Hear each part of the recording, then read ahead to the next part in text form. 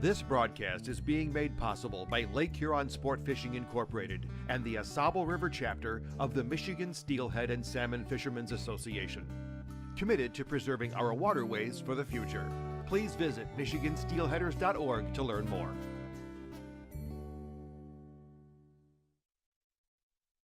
Hi everyone, it's about 5:30, so let's go ahead and start off. I'd like to welcome everyone to the Wurtsmith Restoration Advisory Board. Before we get started off, I want to turn to our two co-chairs for just any welcoming remarks you might have. Matt, anything you'd like to share with us? I appreciate everyone coming out tonight. It's quite a packed audience here, so thanks once again for coming, and sorry this one got delayed due to weather and other issues. So hopefully we will be back on track for the rest of the RABs from this point forward. So, all right, thank you. Appreciate it. So Matt, as our Air Force co-chair, provided some welcoming remarks. Let me turn to our community co-chair, Arnie Lurich, for welcoming remarks too. I'd also like to thank the Air Force and all the RAB members and the public for their patience over the delays in January, but also for the RAB members who have been reading some of the documents and for the session that I had for training last week. I appreciate your work on preparing for these meetings. Thank you. Great. All right, thank you. Okay, well, let's go ahead and introduce ourselves if we could. Let me start with those at the table. Of course, these are either primary RAB members, community or government RAB members, or their alternates in the event that the primary RAB member was not present. So if you could introduce yourself, your name, your organization, and if you are serving as an alternate for someone who is the primary, if you could just mention who you're serving for. So, go ahead. My name is Bill Farrell. I'm a toxicologist with the Michigan Department of Health and Human Services, and I'm serving as an alternate for Chris Walsh. Thank you. I'm Tim Cummings. I am the primary representative from Oscoda Township. Trustees. I'm Bob Delaney, and I'm with the Department of Environmental Quality Remediation and Redevelopment Division, and I'm the project manager for Wurtsmith Air Force Base in the state side. Bill Gaines, I'm a community member of the RAB. Thank you, sir. Chuck LaShawn, District Health Department, number 2. Hello, Tony Martolio, representing the USDA Forest Service, which is the Huron-Manistee National Forest here in Michigan, and I'm the district ranger for the Huron Shores Ranger District located in Oscoda. Great, thank you. Joe Maxwell, community board member. Thanks, sir. Anila Rich, co-chair, community RAB. Matt Mars, Air Force BRAC. Thank you. Jeff Moss, Oscoda Township trustee. I'm Mike Munson, and I am the primary representative for the Oscoda Wurtsmith Airport Authority. My name is Jerry Schmidt. I'm a community RAB member. Daniel Stock, alternate for the community. Robert Gander, I am a community member. Great, thank you. Also at the table we have my colleague Leanne Fabianchi, who will be taking minutes. Let me ask, do we have any other, yes, I was just about to ask if we had any alternate RAB members, and Martha is coming to join us. So Martha, would you mind just introducing yourself and sharing who you're covering for in the instance it's Matthew Hegwood today? All right. Hi, I'm Martha Gottlieb, community member subbing for Matt. Great, thank you very much. You're welcome. And do we have any other alternate RAB members in the audience right now? Okay, yes, sir. If you could just stand up and introduce yourself briefly. My name is Dan O'Connor. I'm an alternate community member for Rich. Great, thank you. Okay. So not an alternate. I'm sorry, say again? Aaron Weed, alternate for Oscoda Township. Great, thank you, Aaron. So not an alternate, but the gentleman standing back there is Ken Arbogast. He's in our public affairs for the Huron-Manistee National Forest. Great. All right. Thank you very much, sir. All right. And just as a reminder, we have a sign-in sheet, so please, everyone, do make time to sign in. It's that back table there by the name tags. Please make sure to do that. Well, let me just move us on real quick.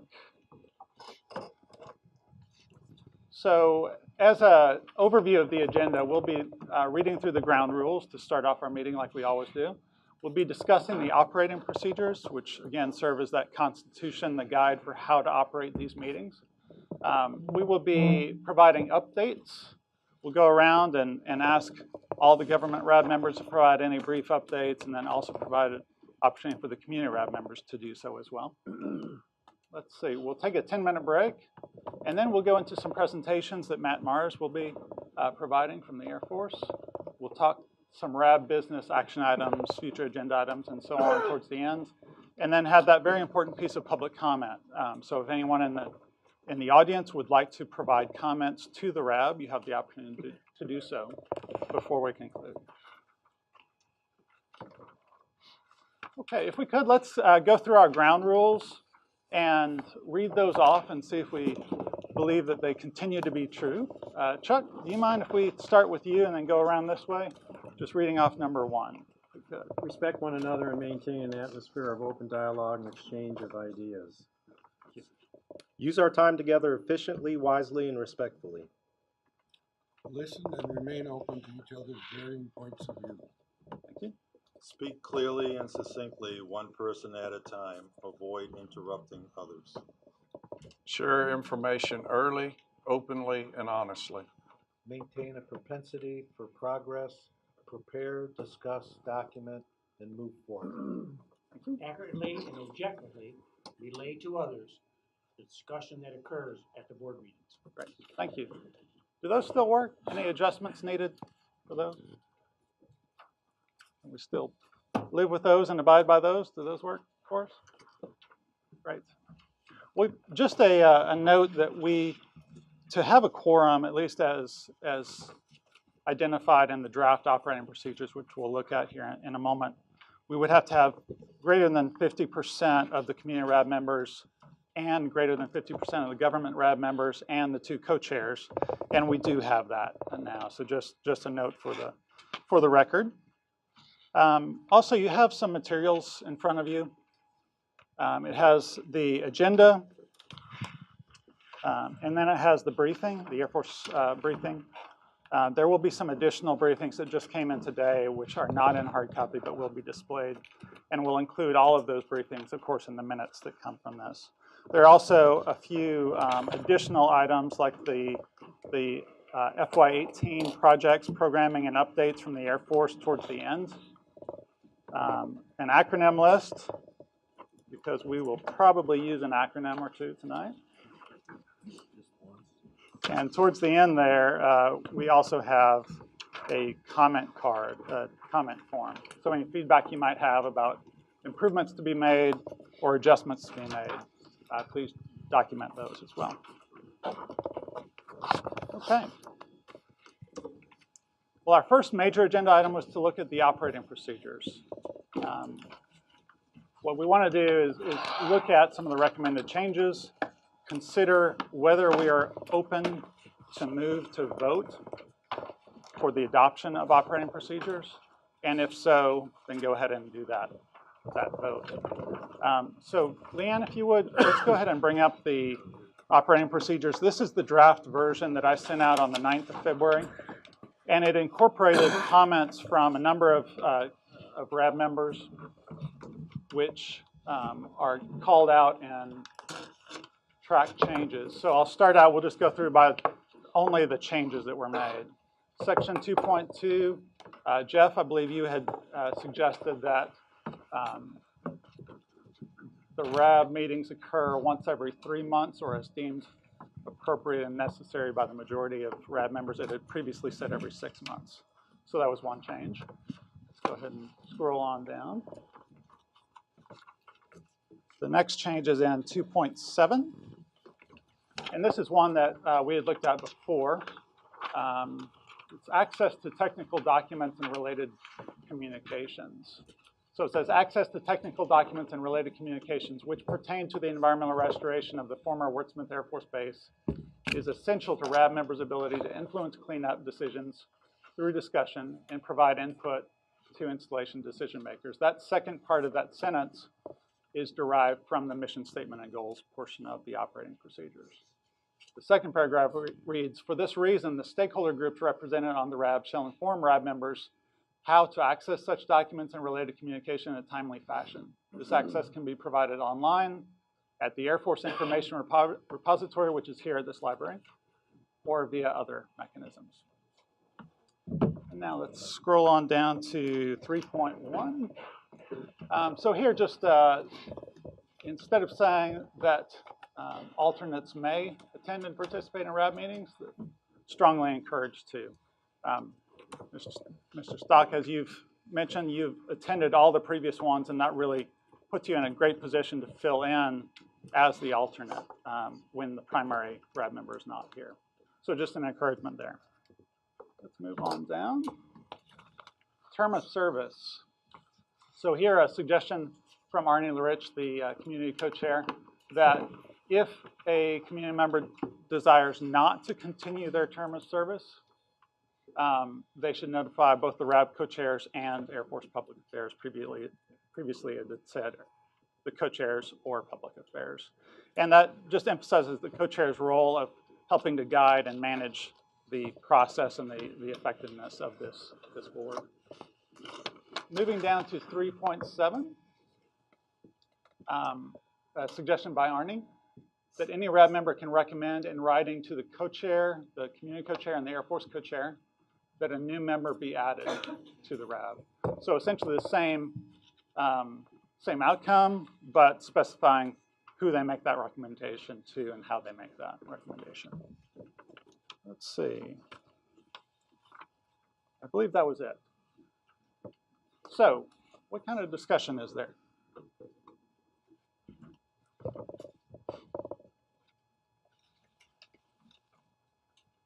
Yes.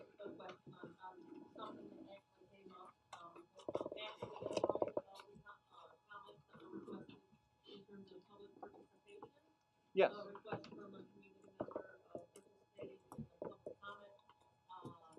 Public comment portion of the meeting via telephone. That's something that we would allow, now that we have, live coverage, there are, people that are looking at this live. Currently, the operating procedures don't speak to telephone access. So that is not currently included in the operating procedures. I don't know. I'd maybe defer to the co-chairs. What are your thoughts on having access so that those who are not present could participate telephonically?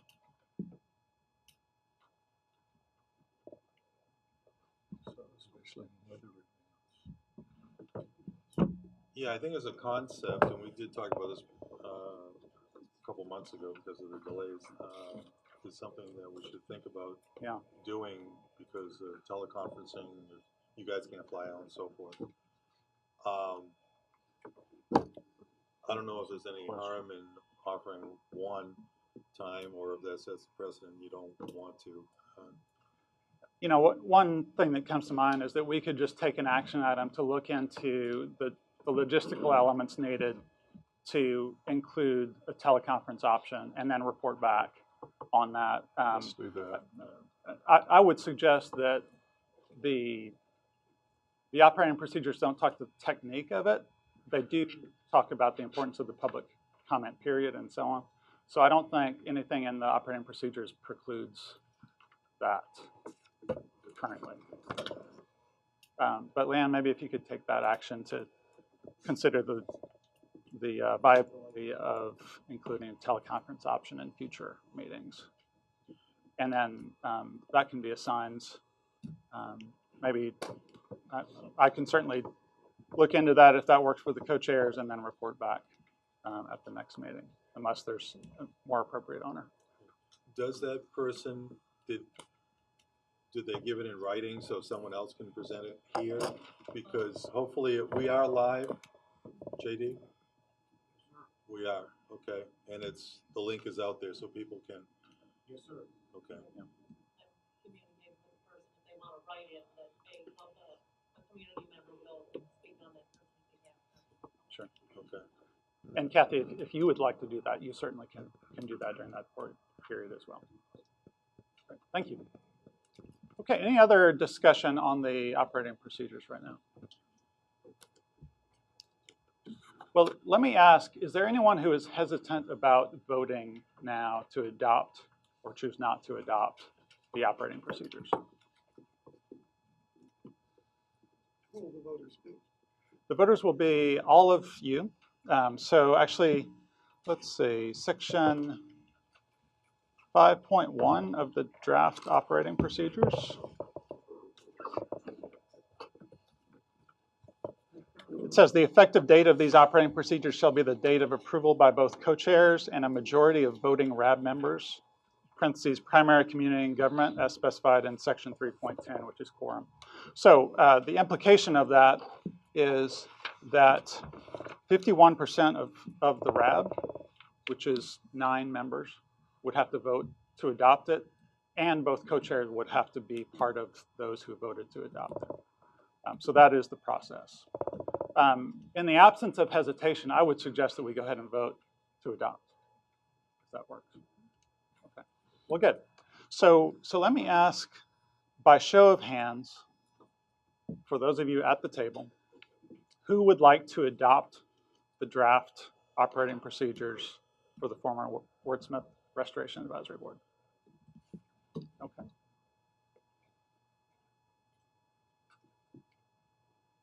Okay, well, you made it easy. Looks like it is unanimous. Okay, great. All right, we have operating procedures then. Thank you very much. Okay. Okay, and then let me suggest that during the break that I have the 2 co-chairs then sign that document. I have a printed version of that on the assumption that people might have chosen to adopt those. So during the break, I'll bring it over and we can have that signed and proceed from there. Will we be sent executed documents to our emails so we can put this in our doc?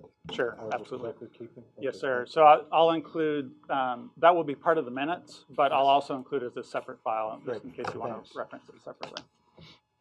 And I believe it'll also be up on the Air Force website.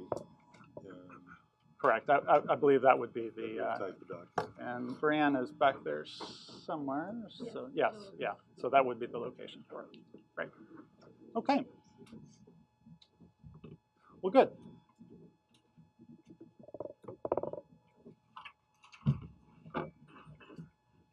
Okay, so what we wanted to do now is move into the kind of stakeholder update portion of the agenda. This is the 550 to 610 general updates portion. So I'd like to start off with some of the government RAB member positions. The intent of this really is to provide brief updates. So typically 3 to 5 minutes or so. And really this update on future briefings or briefings for future meetings would have some of the bullets. So before the next meeting, we will send out an email asking you if you have 1 or 2 bullets that you would like to provide as a general update, and we'll include those in the briefing as well, so folks will have that in front of them. But let me start off with Bob Delaney with DEQ. And Bob, I believe that you had a separate file, so we'll pull that up real quick. Does this have an on button? I'm good. All right. Okay. Well, told Tim this is going to take a little more than 5 minutes that I have, so hopefully, but I think it'll lay some of the groundwork for more discussions later. Yeah, and I'll give you this here, Bob. If you want to just come right up here, and that's the control. That one advances it. All right. I can never do 2 of these at once, so. Alrighty. So I wanted to go over the significant milestones that have occurred since our last RAB meeting. We had the pump and treat systems you're familiar with that are on the base, the Mission Drive, Arrow Street, and Benzene Plant. They have been taking water in for plumes in the past and discharging those to Arrow Street and Benzene Plant have been discharging their treated water into Van Etten Creek. Well, it's been determined that they're capturing these PFAS chemicals, and they don't treat for PFAS. They weren't designed for that, so the water has been coming in and then going directly into Van Etten Creek. with the PFAS in it, and many of you are familiar with that already. So on January 16th, 2018, we sent a violation notice, our surface water people did, to the Air Force. Air Force had been given a date of December 31st, I think, to put in a treatment system, and they hadn't been able to get it in time, so we were put them on notice that they were in violation of what is called well, you're familiar with them as wastewater treatment plant permits. I'll just call them that for that. But anyway, the violation notice was sent out, and it told the Air Force that they needed to have something going by March 1st. And nobody's here, I think, from that department or that division to talk about it, so I'm not going to get into a lot of detail because I don't. That's not my bailiwick. The next thing that, thing that happened before that is I'm in remediation and redevelopment. I'm the project manager. My work is mostly paid for by a federal grant from the Department of Defense. And in that grant, when there's a disagreement between the DEQ and the Air Force or whichever part of the service that we're working with, we have this dispute resolution process that we have to go through before we can take any kind of legal action or enforcement action against them if we continue to disagree. And it's an attempt to stay out of the courts. It's an attempt to keep things moving forward. And so there are some issues that, and all the board members here, I've given a letter to that talks about the disputes, what's in dispute between us. And there's an Air Force response and a DEQ response, and so you can look at that and see where we're at on the issues. But we invoke that dispute resolution process on the 14th of December. So Matt and my supervisors and bosses are now talking to each other, and the whole intent is to try and avoid, going to court or expending a lot of energy on the disagreement. We're trying to get to a resolution of those disagreements. So there are 7 issues identified that are in dispute. Okay. All right. This map here is hard to see, but in that package, that letter that I gave you, this map is in that. And this one of the issues is groundwater surface interface discharge. So the plumes you're all familiar with are going into the waters. Contamination's accumulating in the fish, and there's the foam issue out on the Van Etten Lake. And so we've told them that they need to respond to that problem based on our law. There's 6 other issues in there, but this is the map. And what it does is all this shoreline, areas that we feel there may be a discharge that is above the criteria.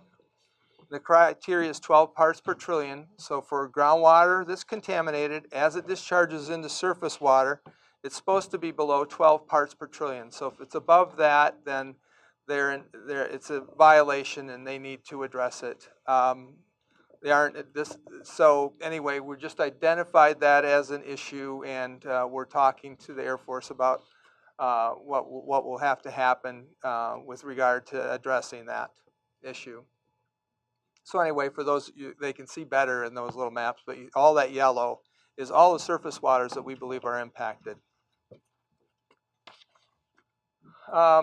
Then just to continue a little bit about GSI, and I was just going to show you a little tech stuff we've done so that the scientists do get to play around a bit on this stuff. But anyway, what we did is we had a team come out here and they surveyed the bottom of the lake for the geology of the lake. But we also, while we were looking at the geology, we also looked to see where the groundwater was coming out. Any of you that are familiar with the lake, there are seeps. Well, those seeps are areas where more groundwater is coming out than the vast majority of places. And so you can tell where that water is coming out in a seep by the difference in temperature. You can see that it's colder water in the summer than what is in the surface water. So if it's coming out of the ground, it's colder. You take a camera down there that can see temperature differences. And so this is just a map of where we see some of the discharges, bigger discharges. And so what we'll want to do is sample at those locations to see if we see the plumes coming out in higher concentrations or in higher volumes in those locations. I just put it in here to show you what the, I can't read this stuff, but I can tell there's blue and there's yellow. So blue is probably colder and yellow is, warmer. Red's obviously much warmer. So anyway, that's what they're looking at. So just a techie moment for you guys. So something I get to do that's fun.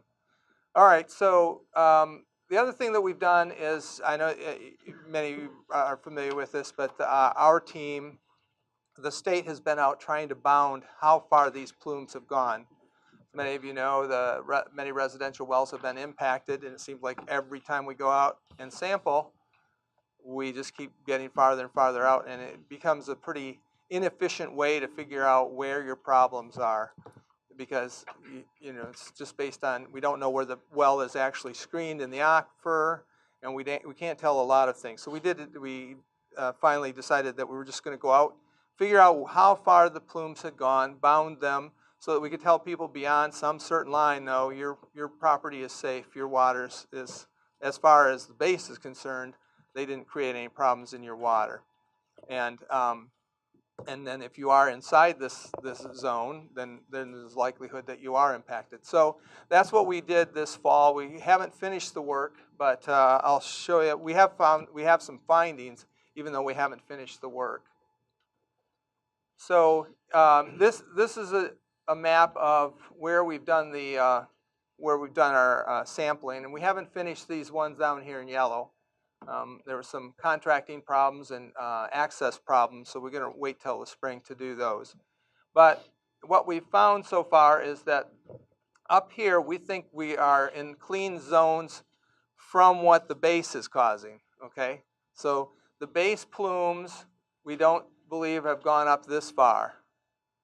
That doesn't mean there isn't contamination up there. And I will talk a little bit about that later when I talk about Cedar Lake.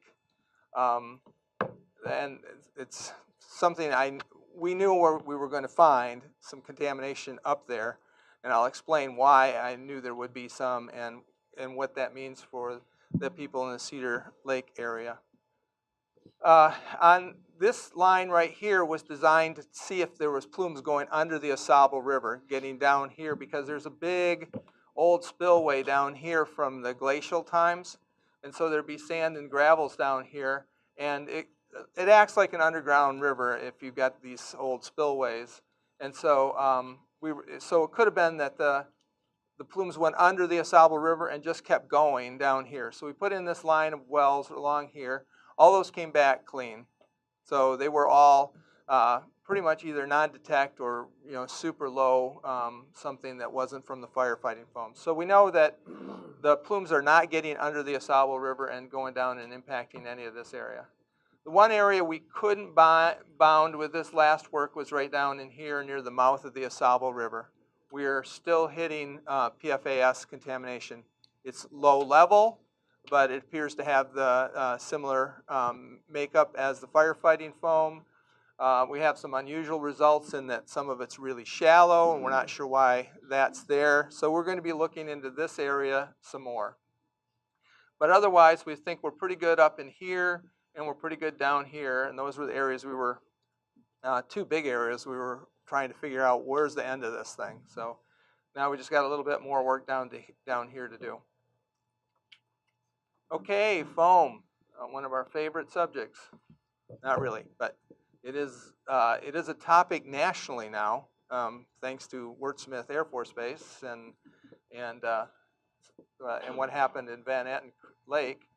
And so we'll be meeting with EPA to talk about how these things are created and things like that. But we've continued to sample them. What we find is and this doesn't, this probably only happens when there's some open water, but this foam was forming here and then being incorporated with ice. Once the whole lake freezes over, you don't get that, and so probably there's maybe a few bands like this where there's some foam and ice mixed together, but most of the lake ice will probably not have much PFAS in it. Okay. So I wanted to also talk about natural foams versus these PFAS contaminated foams. Here's an example of, it comes right off the DEQ or DNR webpage, an example of naturally occurring foam. And naturally occurring foam happens because of breakdown of vegetation, algae, and all that stuff in the water. And so you'll get this brown color. You'll also find it's not as stiff, it's not sticky like this stuff. Here's from Van Etten Lake. Really bright white stuff. It holds together really well. It's sticky. You see little balls of it rolling across the, if you live here, you've seen it. But, oops, sorry. I didn't know there was a back. All right. And my management wanted me to just talk a little bit about how this happens, okay? Because if you go out and you sample the water, you'll find out that the water doesn't have very much PFAS in it. It's, I think the highest we found was 230 parts per trillion PFAS in the water. And yet when you look at the foam, it's like 160,000 parts per trillion. It's a lot more. Well, my consultant explained it to me why this is happening. These things were designed to put out fires. That's why they developed them, for one thing. And what happens is some of these chemicals, they want to be coating the water. They don't want to be in the water. They want to be coating it. One end of it, this end right here, hooks to water, and then this end repels it. That's why you got Scotchgard. You put Scotchgard on, the water goes off, the grease goes off, is because this end is sticking up, and it doesn't connect to anything. It's just totally neutral. But this end is the active end, and it connects to whatever. If you're spraying Scotchgard, that's the part that's hooking to your clothing. And stuff like that. Well, anyway, what happens in water, it wants to stick on this end, but it doesn't want to stick on that end. And so it naturally goes to that interface between water and air. This end will be down in the water, and this end will be sticking up in the air. And so what's happening at the lake is this stuff is going to, it's all out in the water. When it hits the surface, it's just spreading all over. When it finally hits the surface, it stays there. It doesn't mix back down in. And think about like alcohol. If you put alcohol in water, it mixes through the whole column. It won't just get in one location. It won't just go to one spot and be there. It mixes through the whole water. It's called miscible. In this case, this stuff will mix in the water, and then all of a sudden it hits that barrier that between water and air, and suddenly it stays right there. It just sticks. And then when the wind blows across it, it's really concentrated in that little thin veneer on top of the water, and it's making your foam. So even though we're testing the water down below, it looks like it's clean. That little thin film at the top is these PFAS chemicals. And the last thing to understand is why we see very long chain ones, and you see all kinds of PFAS in the foams, but you don't see it in the water. And we see some even longer ones. These long ones, that's because these are less soluble. Like I said, alcohol is 100% miscible, so it's 100% in the water. Well, this is not very soluble. So this chemical, if it's out in the water, you might not detect it in the water at all, but whatever is in there, it's at the surface. It's going straight to that surface just about. So that's why we see these long chain ones and why you're seeing so much in the foam. Okay, this is just data from around the lake. Shows you the both, I think he did the foam. Yeah, foam samples and water samples, I believe, are both in here. Can I ask a really quick question? Sure. You said that they don't really see anything harmful in the water, but you mentioned 200 parts per trillion, and that's way over the 70. Yeah, I didn't say it wasn't harmful. I mean, because it biomagnifies in the fish. So, so even though it's 230 parts per trillion in the water, if you look at the fish, it'll be several thousand parts per trillion. Maybe 10,000, or it's like 5,000 times whatever the number is in the water. It's what you'll see in the fish. That's why in Clark's Marsh, we'll see 1,000 parts per trillion in the water, but we'll see about 800,000 parts per trillion in the fish. Well, you can't eat the fish. You can't even eat. You're not supposed to eat even one of those fish. So what it does is it magnifies up in the fish. So that 230 parts per trillion is a problem for fish and getting in the fish and us eating them. I know, I think somebody from the DQ had said before that you don't have to worry about swimming in it. Right. Because it doesn't get, I'm not totally convinced of that. Well, and That's okay. we didn't have I just thought, we didn't I have worry about our children. we didn't have foam before either. We didn't know about the foam. But it's in your cosmetics and it's in your soaps and yeah. So yeah. What can one say? All right. This is just the extent of the plumes. And what was it? Oh, I wanted to show you. Right now, we have those 3 pump and treat systems I told you about. And if you look how contaminated it is here. I'm going to back up a little bit. You see how strong these plumes are, how dark it is in here, and then you see down here it's clean. Here you see it's real dark, but it's still dark here. Well, the reason there's that difference, why this doesn't continue all the way to the Van Etten Creek or to the Van Etten Lake in this case, is because of the pump and treat systems that now exist. So they've been intercepting a lot of the plume. They don't obviously intercept all the plume in this area in particular, but these areas up here aren't, and out here. But those pump and treat systems have been relatively protective. I mean, they've done a lot to help protect residents, because had they not been there, these really nasty plumes would have been all the way out here. We don't know where they would have ended, but they would have been out here. Now here we are at Van Etten Creek, or Van Etten Lake. I'm sorry about this. It's a really small screen. The Cedar Lake. What did I say? I don't know. So Cedar Lake, we knew that if we sampled the surface water, we were going to find PFAS. Anywhere you find humans, you find these chemicals. So Cedar Lake, I assume, has septic fields around it. So if you were doing your laundry, washing your clothes, whatever, go out into those septic fields. Some of it had some of this PFAS in it and it ends up in your lake. Also, there's lubricants, motor oils, stuff like that. Those, when they leak into the water, probably putting some in there. Some of your pesticides have this stuff in it. So if you're treating your lawns or whatever, your garden, it could end up in the lake. So we knew we were going to find low levels, and that's what we've found. We've also found low levels of PFAS in the groundwater up here as well. However, they have a different signature than the firefighting foams, so we don't believe that it's from the base at all. That's why I said it's bounded up here. So we believe that any lake you go to in Michigan, if it's got much development around it, you're going to find some stuff in it. That's it. This is to go to our page on Wurtsmith that's on the web. This is that address. So great. All right. Thank you very much. Appreciate that. Okay. Well, so as I adjust this slide, let me just move in our period of stakeholder updates to HHS. Bill, did you have any just verbal updates you'd like to provide? I guess first of all, regarding the phone issue,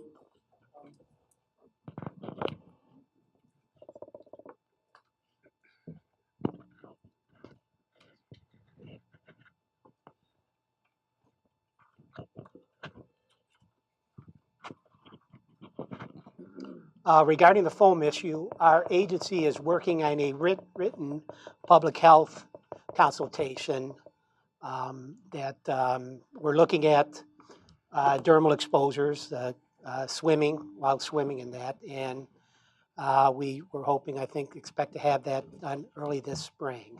So that's one thing. And then the other issue is our agency administers the Eat Safe Fish program. And we are aware of the community's interest in increasing the frequency of sampling of fish in the area. So right now we're working on our sampling strategy for the upcoming year.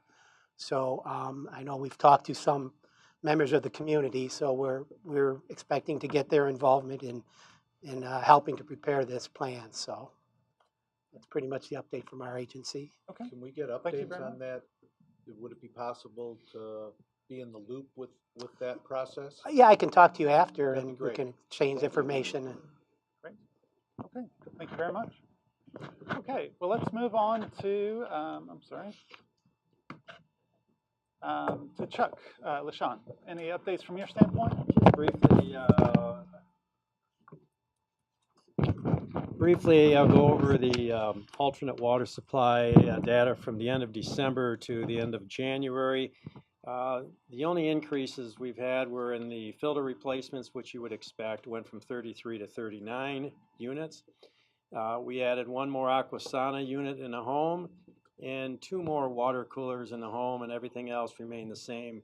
Municipal water, of course, this time of the year, they're not going to be doing too much with that. And since we went from the RO filters to the Aquasanas, there was no change in that either. So that's about it. I see. Okay, great, thank you. Okay. How about to Oscoda, Mr. Cumming? Yes, hi. I really, it's not so much an announcement, but I've got a couple questions. I think it was just to find out what is the progress regarding the curtain that we've talked about building along the east side of the base, along 41. I believe that was the location. How long actually was that curtain intended to be? I'm glad you bring it up because, and that's what's going to be part of the update. And I'll touch on that because, and I talked to Bob this morning about that, trying to give some of the plans and ideas as we move forward from these SSIs into the next phases. Very good. So, I'll let you cover that, and then I'll just add a point that maybe you can incorporate into the conversation when you're there presenting. That just after listening to Mr. Delaney's presentation, it bodes the question, why aren't we building a curtain that is further extension to the north and extending further to the south in order to try to create a barrier from the base to the rest of this environment that is clearly getting contaminated? The source still remains the base. So why are we not trying to encapsulate it instead of running around trying to chase it? Once again, that's part of what we're looking at with these. And we're trying to put in projects that will look at exactly that on the northern exterior. But thank you. And I'll talk more about that in a few minutes. Great, thank you. And Mr. Cummings, did you say you had one other item as well? Those are my questions. Thank you very much. Got it. Great. Okay. Thank you. Mr. Moss with Oscoda Township. Any updates from your standpoint? No, not really. There's some questions as it relates to the water flowing out of Clark's Marsh and the ponds down there into the wetlands and the lagoons, and heading south down in the river with the groundwater and surface water, how it's affecting the environment, are concerns, I guess, of the township and how it's going to impact the wetlands and the dead Asabo and the mouth and all of the water and the stream beds and just how that groundwater and surface water is affecting the river and the bayous and the different free-flowing water out of an area that is just a point source of contamination, and trying to see how it's affecting us south of the river. So it's more of a comment than a question. So other than that, no. Okay, thank you very much. Mr. Mars, I believe you're next. We have a few updates here, but maybe you can expand on I'll touch on a few of them at this point. Basically, we will start the GAC treatment plant. Appreciate the township working with us to get the site location. And on that, what we did was go ahead and we're doubling the size of the building to go ahead and anticipate moving up to 1,000 GPM in the near future. So that brings up that question along F41. So yes, we are looking at that. We realize that as we move along with our SSIs, that will need to be.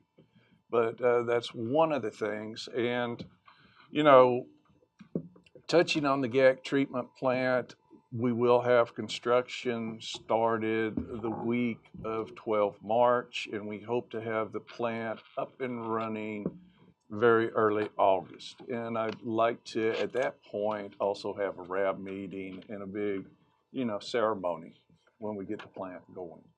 And one of the things we're also looking at is, I've talked about before, is we look at what's going on at Pease. And they're the resin technology. So, they have been working on that. So that's one of the things we want to look at, because who's to say GAC in the future? It may be more of the resin.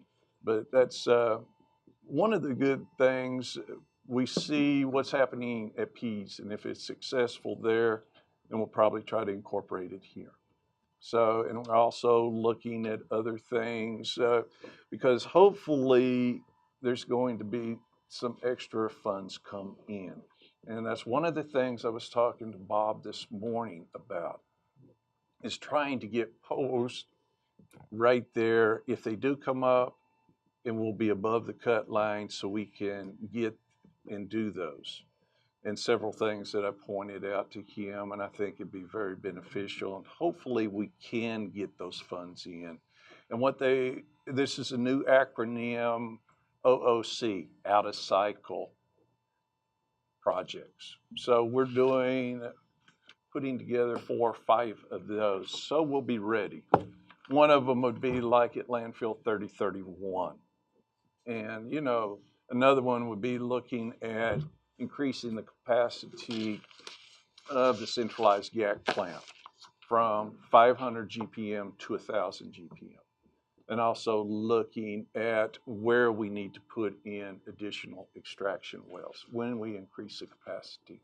So I think that will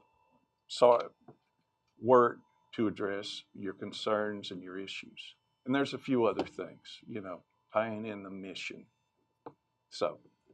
And it sounds like you may address some of that in your presentation. Exactly, but since he brought it up, I thought let's just address that a little bit right now. So, but going down through it, when we got that violation of notice, the things that they wanted to be addressed, submit final construction drawings by 1 March. Yes, we should be able to do that. Construction by 15 March. Yes. We talked to our contractor, Aerostar, and they will be on site. I think the 12th of March is a Monday.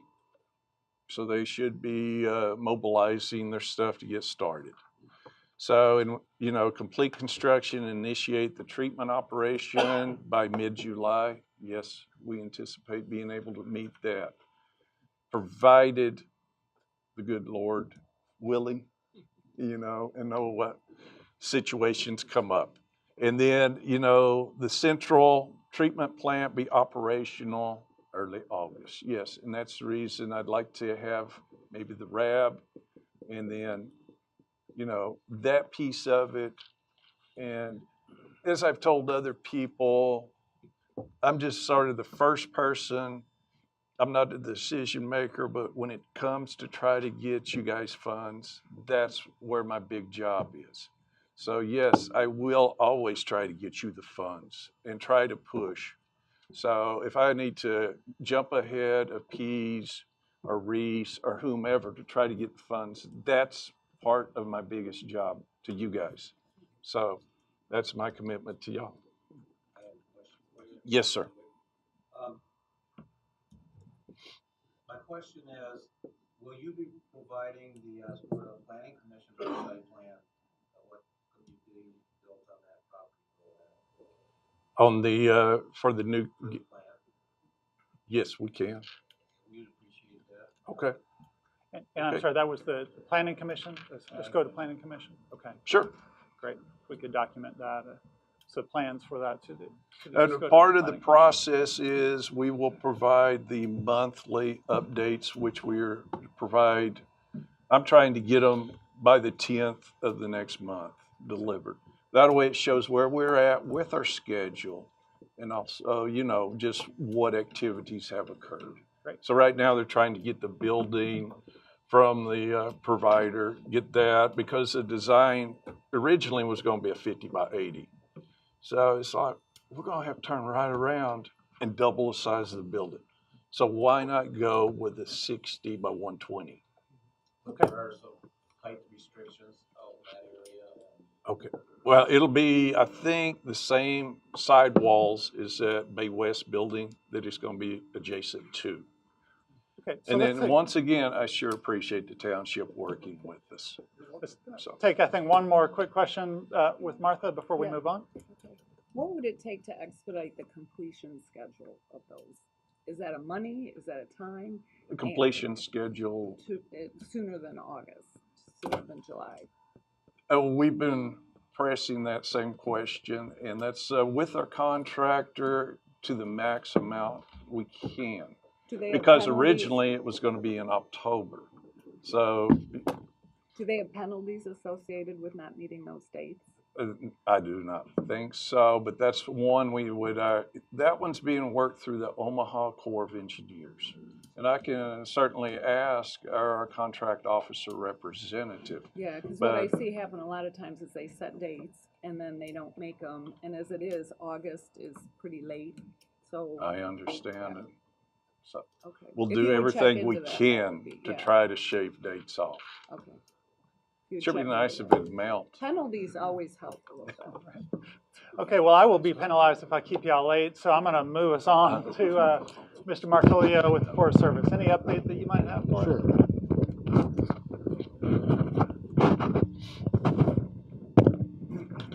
We've got a couple of things to update folks on. The first one, within the U.S. Forest Service, or the Huron-Manistee National Forest, I provided a briefing to our leadership team, and that entails 3 other district rangers and myself across the Huron-Manistee National Forest. And then there are direct staff people that work for my boss, the forest supervisor in the Cadillac office, as well on the leadership team. So they were all given a 45-minute presentation on, if you can imagine, the summaries that I had to go through on that, but at least timelines, important timelines, and up through January, and some of the last work that Bob presented on as well, just to keep people within the Forest Service up to date on what's going on, and so that I'm not the only one paying attention and representing. And that's why Mr. Arbogast is here in attendance as well, just to assist us in that. So some of the other things that we're working on, I know understanding CERCLA and cleanup, and then having National Forest border and Air Force Base, adds a lot of authorities and laws that can mix with each other as well. But I was trying to sort that out myself to know that National Environmental Policy Act, or NEPA, applies for any action that occurs on national forest land. And I wanted to make sure it was clear that that's what happens in this case as well, with the Air Force trying to address contamination issues from the Air Force Base and CERCLA. And so it does not extend beyond the base. And so what that means is that, in cases where we're trying to gather information, whether it's DEQ or other parties or the Air Force, through monitoring wells or other types of measurements, if it's impacting something, we need to analyze that. And so as much as possible, I'm trying to expedite that. And I think having a better idea of the plumes and with us having more conversations with the Air Force and especially DEQ, who's doing a lot of work out there, over the next few months here, we can start putting in strategies. The other thing that happened is that, with our program of work, it's when additional requests come like this, it's not easy for us to take those on. And it's been, I think, when you have 6 or 7 wells that come in a request, it's manageable. But I think for the good of finding out and getting a full characterization of the contamination out there, we should try and identify where and how many types of wells, what kind of actions are going to happen, so that we can assist the Air Force in analyzing that and determining what else is being impacted, whether it's national forest resources. We know fish and wildlife are being impacted to some level. What is that? Just getting that full characterization or knowing what it's going to take or cost to do that. And we're here to assist with figuring out how to get through, making sure we comply with NEPA or understand the impacts to the resources out there, but we need to work on that. And so I think from here, from this meeting, I need to have conversations with DEQ and Matt and start defining that extent of, and then we can help figure out how to accomplish that. Great. Thank you. Yes, quick question here, yes, sir. You would then be very interested in what happens with the Mission Street plant and its discharge, since it is the one that directly impacts the Forest Service thing. So that would be in my interest area too, when that's going to be in the pipeline, I guess. Okay, thank you. All right. Okay, let's turn to the Airport Authority with Mr. Munson. Yes, well, let me start off by saying the Airport Authority was put together. One of its many tasks was to enhance the business environment of the airport proper. And I think, not to pat the airport board on the back, I think they've done a very good job. We've got a lot of tenants on site, and they are very successful tenants, and they tend to expand and bring more folks into the area, which is very positive for our economy. The concern that we've had of late is some of the, and I'll use the word threatening letters from the Air Force, because some of our tenants are expanding, and it was a letter written such that it implied that by doing this expansion, they run the risk, the tenant, of taking on the whole responsibility of this contamination. Now, we worked through this and I think got to the bottom of it, but it was a concern that it was kind of like a stopgap, that there's a possibility we could get some gun-shy tenants. Number one, maybe leaving the area, heaven forbid, taking hundreds of jobs away, or at least slowing down or increasing their cost of doing business, having to do a lot of extra studies on the ground to set a baseline to show that this is not a contamination they caused. So that's a concern I think that the airport authority has. I see. Okay, great. Well, thank you for sharing that.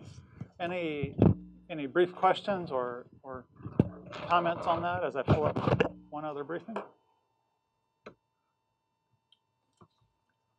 Well, let me just move us to, if I could,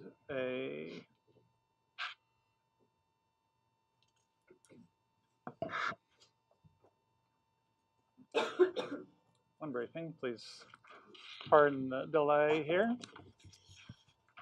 I wanted to just turn now for the stakeholder updates, just like we have been, to the community members on the Restoration Advisory Board too. So, Mr. Lurich, let me start with you, and then I'll ask for any updates from the other community rep members as well. Okay, this is going to be a lot shorter because Bob, and we didn't know that we were going to talk about similar things, so I'm not going to repeat it. The first thing is, was very important when I started looking at the operating procedures to look at the documents and how the RAB members and the public can look at documents that are made available. So it started with the library and what's there in the back corner. Suggested everyone who's interested go back and take a look at it to see what's there. How quickly are those documents shared? And then also, when looking at the operating procedures, it really concentrates on just what the Air Force documents and what they do. And it starts, that's a big part of the communication and decision making. And that's one of the main reasons why the RAB is here, is to influence by commenting and influence decisions by the DEQ and the Air Force. So if you don't have the documents before the decision's made, well, the train's already left the station. So that's why I created, in talking with some other RAB members, that paragraph in there. It's very basic. There's going to have to be work being done, and I'm really happy with what the Air Force has been doing to look at their websites and talk to me about improvements and how they're going to do that. We also added all agencies technical documents and communications. So I'm asking for all of us to kind of look at what our procedures are and how we can affect that communication and sharing in a timely manner. The second bullet there of significant state and government and DEQ initiatives. Well, Bob's covered about half of them, the first two. The one that hasn't been talked about yet is the groundwater criteria that was published in January 10, and it's for drinking water aquifers and 70 parts per trillion. Basically the same as the health advisory, but this is an enforceable criteria. And one key thing, this is layman's terms, so don't quote this as what it really is. But this is an important criterion step for enforceability because it's looking at drinking water aquifers. So if the groundwater is over 70, well, think of what the residential well could be. So protection of those aquifers is important. And the January 18th, DEQ filed a suit against Wolverine in Rockford, a tannery, old tannery, citing this new criteria that was just published January 10th. And also, we think, the Part 57 groundwater surface interface of 12 parts per trillion that Bob mentioned. So that's another significant thing that has occurred. I can adjust it. Yeah. Okay. This list here is really the in the dispute resolution, so the agencies can't talk about that tonight because it's still in negotiations. So I thought I would just throw it out there. The document is public. We verified that. I don't know if it's on the website yet for MPART. So it is fantastic. So I suggest you look at it. It's 107 pages long. It's got 3 maps. Bob showed us 3 of the ones that Bob showed us. It's got a lot of attachments, and but there's only 8 pages to the real bullets, and these are the 7 bullets. And they were mostly in the 2016 in February letter that the DEQ sent to the Air Force. So basically 2 years ago. The bottom 2 were adjusted, but the first 5 are basically requirements. So it's been 2 years to get to this point of no significant action taken yet. And so just want people to be aware of that sometimes delays are occurred, and that's what the RAB can ask about before it becomes a big delay. Why is this not being taken by one of the parties? So that's another one of our roles. So that's why I'm throwing that up. And that's it. Great. All right, thank you very much. Let me ask the other community RAB members, do y'all have any just brief updates you would like to share? I'm sorry. Go ahead, Kathy. I should look at. Okay. A couple of things. I think Barney might have answered one of the questions about the dispute resolution. Do we have any concerns or questions about that in terms of some of the items, who we could direct those to, whether it's the DEQ or if it's a specific DEQ question? Are we able to do that between these meetings? Yeah, you can direct questions to us. I mean, that's a public document. We can't talk about negotiations or anything like that, but we can explain what's in the letter, why it's in the letter, those kinds of things, background information. It's basically technical or legal. Okay, great. And then also, I think it was discussed at one point, but in looking at those operating procedures, did we decide we wouldn't have a meeting packet in advance of the meeting to be able to review some of the maps that we had seen that are difficult to see on the screen? Those sorts of things are, I know we got a few of them, but not the total, like I think the DEQ presentation. in advance so that we can prep How much ourselves in for advance? questions. Like 15 minutes in ahead? Nope. 'Cause Right. that's about what I said it to Tim. I was like, Two days "Hey, would Tim, be sufficient. good luck." No, Well, sorry, like I I'm said- joking. I'm joking. We were having trouble getting like that map. That was the one with the GSI was the last one I put on the slide just before I gave it to Tim this afternoon. So. Anyway, And then I want to sorry. confirm, was Before this, you leave that point, Okay. this has been discussed a number of times between the co-chairs and everything, and, you know, maybe we could think about whether or not the concept of what the township does, Oscoda, that is published on a Thursday night, so it's basically 3.5 days roughly, to everyone. Now, changes can be made, replace this page with that one, that map, whatever, but if we can get to like 90% plus, it'll give us, for the lay people in the audience, and for the general public, it's very important. Oh, yeah. It's critical. and also just making sure that these packets, and I did not see when I was coming in, were a stack of these available to the public when we came in, the meeting packet that we have with, We have the agenda and the acronym list, the presentation, we tend to just have enough for the RAB and alternates, just because the printing cost has dropped up quite a bit, but all of the additional material will be put there to presentation. And we do post the presentation online. And Kathy, one thing to say on that point is that when the minutes go out, any members of the public or other folks who come to observe a RAB meeting who are not the RAB members themselves, who sign in and leave their email address, they will receive the final minute package as well, which would include all the attachments, even the ones that come in just right before the meeting. okay, great. The other thing, Kathy, is even before this meeting, I was talking with our communications person and about how we could get information up on that MPART page, or get it up there so you guys can look at the technical information. We have some issues with personal information, trying to make sure we don't put up anything that you know that was Like private wells and those yeah, sorts of things? we have some decisions we got to make on that. But otherwise, you know, everything is fair game for the public, and we'd like to get it up there so that you guys can get to it right away. Okay. Well, I also appreciate all of the stakeholders updates that we just went through.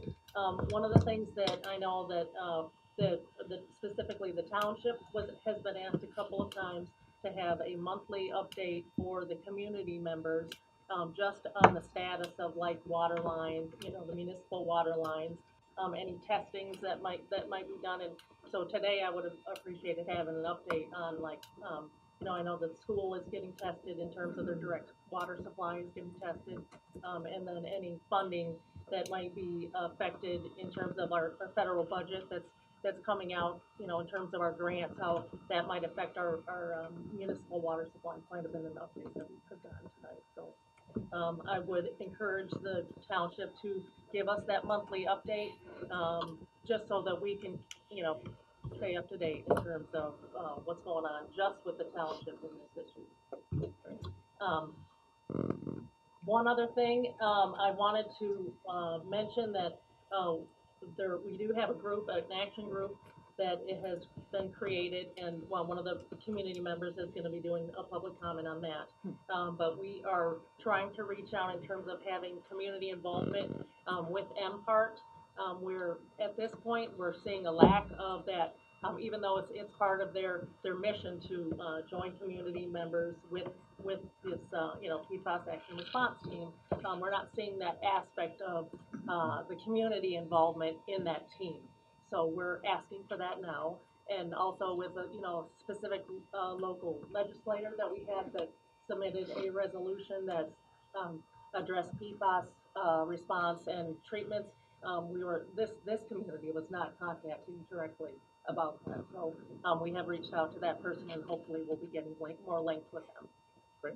Okay. Well, thank you. Can I ask a clarification question? Yeah. When you were talking about the updates by the township, did you mean both townships? Or are you just thinking about Oscoda? Well, I mean, I think the more information, the better, Right. but you know, at least Oscoda Township in terms of, you know, the GAC systems and those sorts of Or the things on a concerns once like, a month basis. you know, that Jeff brought up and so forth. That falls into the communication between all the agencies on significant things that are happening. Because we know that you're all gonna have your own meetings and everything and so forth, but to allow the RAB to function efficiently, just giving the RAB some updates.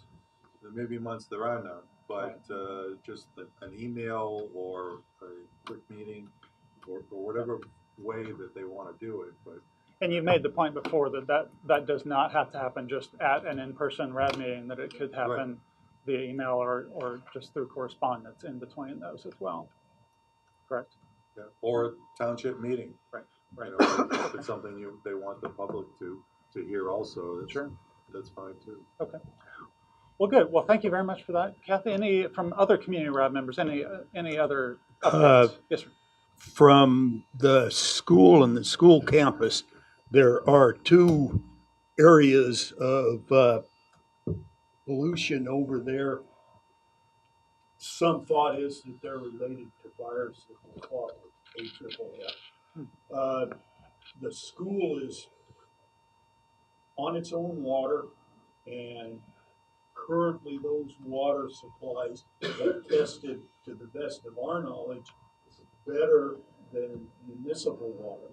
On the other hand, we do not know and have no way of telling where that might spread to, when, or how.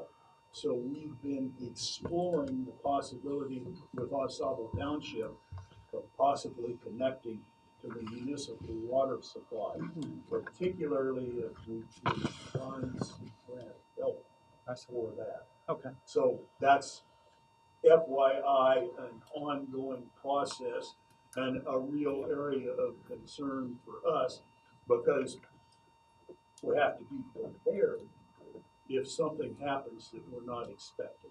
Sure. So Great. Bill, Well, can thank I you. ask a question? I'm sorry. So the wells, the results that you're talking about, those are test well results, right? Not That's the direct, correct. not the direct. Not the drinking direct well. school well results. That's right. We have tests inside the schools, which have very Out of the tap, right? That kind yeah, of out thing. of the tap. Right. You know, 2 parts per trillion, non-detectable, which is somewhat better than the municipal supply. But the municipal supply, at least, is in Lake Huron. Even though all of this stuff is going into Lake Huron, it's a big body of water and it pollutes it. But we don't have a big body of water where we're drawing our wells. Okay. Well, thank you for that update. Sure. Any other community RAB members have updates they'd like to share? Well, as you mentioned, Kathy, I think this agenda item is going to be really important to help. You know, all of you serve as that intermediary between the stakeholder agencies, those involved, and the general public. And the more information that can be exchanged, not just from one party to another, but among those parties and the stakeholder groups that you all represent, I think the better. We will be soliciting just a few bullet items in the future. And as you think through what you would like to provide as an update, if you feel like it's going to be a number of slides, what I would ask you to do is just let us know that you feel like that should be its own agenda topic, because I want to make sure that we provide quick updates on a number of these things. But if there is something that requires more information, more time, and more discussion, that we allocate that on the agenda so that we have time for that. Let me ask the co-chairs. Y'all are charged with operating the RAB. We are about 25 minutes or so behind the schedule we had set. Shall we go ahead and take a 10-minute break, or shall we press on?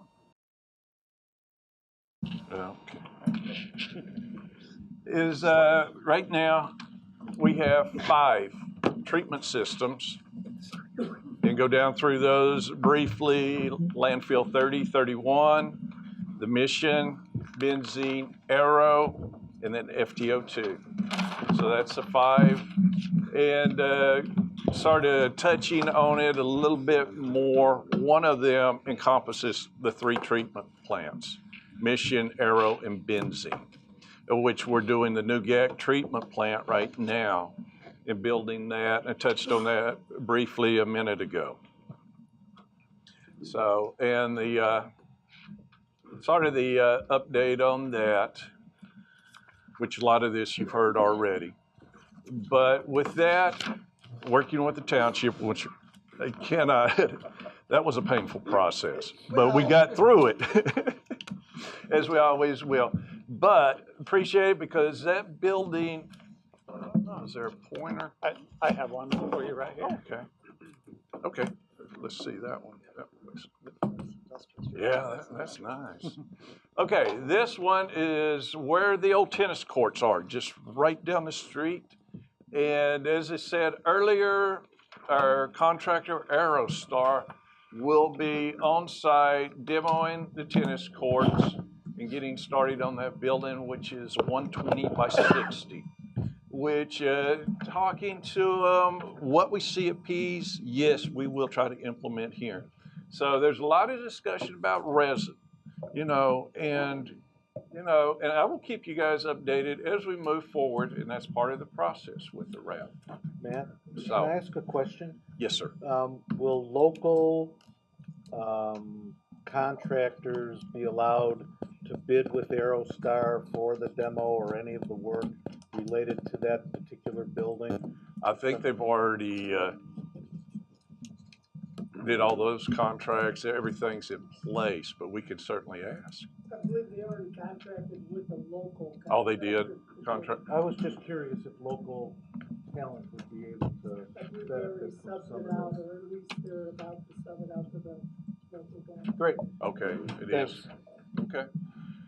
Okay, so they started going through that, and as we move forward in early August, we'll have that up. And only half that building, because the initial building will be for 500 GPM, which led into what I was talking about. Hopefully, we're going to have some additional funding come up, and that's one of the things. Really, we'll push the priority to get that upgraded to 1,000 GPM, which would be good. And also, as we have our contractor, AMEC, back there doing the SSIs, it's identifying areas where we need to broaden that out. Because as Bob pointed out, where those, they call it the hand. So we may need to put in some more extraction wells. And yes, one of the projects also is to tie in the Mission Street. But roughly this one right now for the 500 GBM will have the 3 GAC vessels, which is your typical. And then it discharges Van Etten Creek. So a question here, yes, sir. For clarification, you said tie in the Mission Street. That's the additional project. I see. Yeah, that's one of them. I said there was going to be probably 4 out of cycle. So we need to keep that new acronym, OOC. There you go. Yeah, because, and that's part of the process when they're putting the lines in. We're trying to keep those lines as close to the right-of-way along the streets as possible. And they're going to put them down about 6 foot below the surface to get along any existing other utilities. But the one that's going to be running down Arrow Street, make sure it's large enough diameter so we could tie into Mission in the future. So trying to think ahead on that versus just like right now, why build the building 50 by 80 when you're going to have to just turn around and increase the size in the near future. So that's what it's going to look like. And here's the timeline on it. Goes back to, we awarded that with the Corps of Engineers, Omaha, back in August. It took a while to get the location siting. I think it's a very good location down in this area because a centralized right in there seems to work best, especially when you take into consideration future expansions. So, and we moved on down through. And right now, we're working on getting the 90% design complete, and then the construction, and then ultimately, like I talked about, August, when we have a RAB meeting, we'll also celebrate. That's okay. Who are you gonna name this one after? I don't know. That's something we'll talk about. We better make an action item for the April RAB meeting, right? Who this is going to be named after. Yes, sir. I'm just a bit confused, so just to clarify this. You said that you've got some after cycle money. In the first 500, you're thinking you could increase it to 1,000. If we can get the funding. If you get the money. Exactly, yes, But sir. your original plan, that building was going to do 1,000. No. Have the capacity of putting in at a later date in that building to have 500 that would take care of a plume sometime in the future, 2.5 years, that's north of where the building is. Yes, that's what we're thinking. That way, what we determine from the SSIs, and as we move forward into the RIs and follow the circular process, you know, you're trying to think ahead. Why just build the building and then have to add on some more to the building? And Dr. Termath was took a little bit of swaying, but so like, look at the bigger picture. Let's look down the road. And why have to come back and add on to the building? Let's get the building built, discharge area big enough, the piping coming into it to handle 1,000 GPM. So then that way we just have to bring in either 3 more GAC vessels, or we set up to go with resin. So these technologies are changing so rapid in this field. Okay, that's the northern plume, sometime in the future years that. But there is a requirement that DEQ is negotiating with you to look at the well fields, and are you capturing as much of the plumes in the hand, yes, so to speak? And if you aren't, and you have to put in more wells, then you're going to need more capacity. That's in one of the projects, in our out-of-cycle projects, to try to do that as well. Yes, sir. Okay. Arnie, does that get to your question, or did you have other aspects of that? No, it's details. I don't want to. And, you know, one of the other things we're wanting to look at is also addressing landfill 3031. That one in 17 did not have the funding because we were doing other projects, so it never quite got the funding. So now we're going to press to get the funding and get that one addressed, which should take care. I'm sure Scott Landry will be happy to hear that. So, and I've got to talk to him. If I can make a suggestion, yes, sir. Is having a project plan on one piece of paper that shows all the actual pump and treats, systems, GAC system, whatever, that you have, plus potential ones for the future that are in some list that the DEQ has been talking to you about, and put it there, and put some expected dates, demands, and then which ones, be able to see them all, and if we drop one, or one is not needed, expansion, then we'll be able to see that, rather than just talking piecemeal, which is what's been sort of done, at least for the public in the RAB. Okay. You guys deal with it on a daily basis, so you know how to keep it straight. Which we do have that one sheet that, yeah. I think we can modify that version. Okay. And, yeah. That's what we'll do, and try to do that. That way, sort of keep you updated. So just for reference, there is a hard copy handout for the RAB members. Oh, it's not. Entitled FY18 Projects, Programming, and Updates. I think the request was to potentially add in those out-of-cycle funding requests to this. Is that what I heard from you, Arnie? Right, those and any others that are in negotiation with DEQ has talked to you about, add them in so that when you do talk to us about them, we've already seen what the nomenclature, what the name of it, what you call it, and so forth, so that we can follow along a lot easier. Okay. To what you guys are talking about. And in fact, we have meeting next week in San Antonio. On the 20th, we're meeting with our contractor to go over the SSI results from this fall and sit down and look at those, discuss them. On the next day, we have our, what we call table one, is when we start building our projects for the next year, for the next couple of years. And that's one of the things, that's also when we're going to present, you know, our out of cycle projects. And, you know, hopefully the funding comes through, but at least we're trying, and at least we'll have them on the books. That way, if money comes down to us, we're ready to push the button. One thing I think we should say though is that you guys want a dispute resolution. We both have sets of lawyers that are backing us. There'll be things that we're not at liberty to put out into the public yet. So it depends on what it is if it's part of the negotiation. Even as a dotted lines? Okay. But appreciate your question. Mr. Cummings. It is a quick question. Yes, sir. Regarding the filtration material that you anticipate being in this initial GAC plant, with the first apparatus you're going to be installing, what would that be? Would it be coconut or bituminous, or what are you going to be looking at? I don't think it's going to be the coconut blend. I think it's going to be just a regular Bituminous yes material.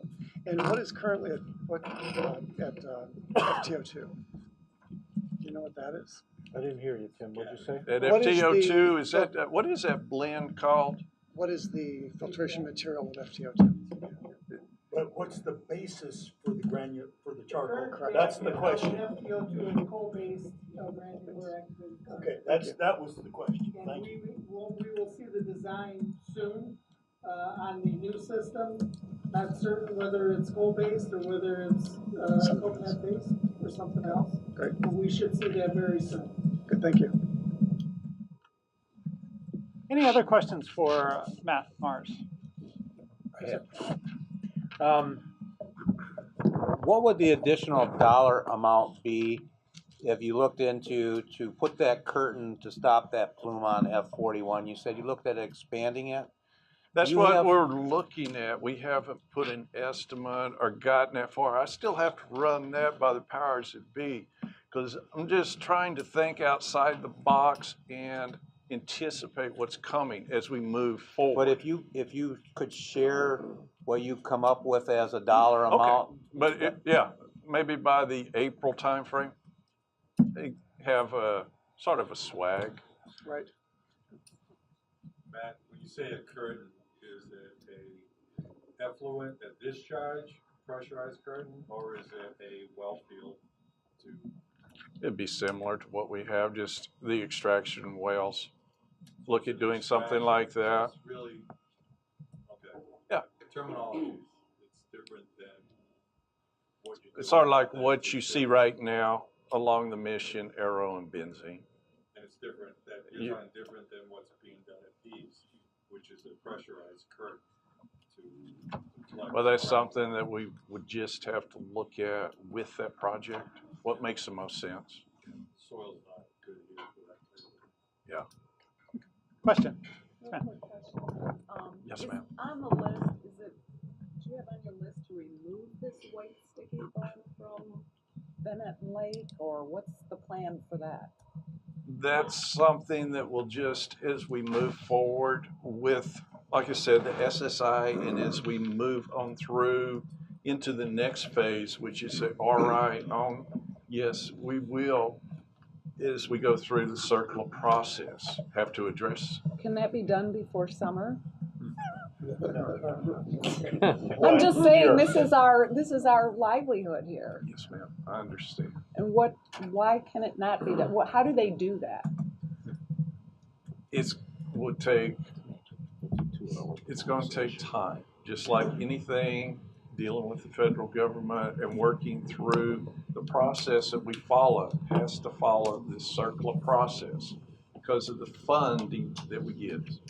The DIRT funds, we always have to follow that process. So it takes a while. Well, and we've been discussing how do you deal with the foam? Is there any short-term thing you can do?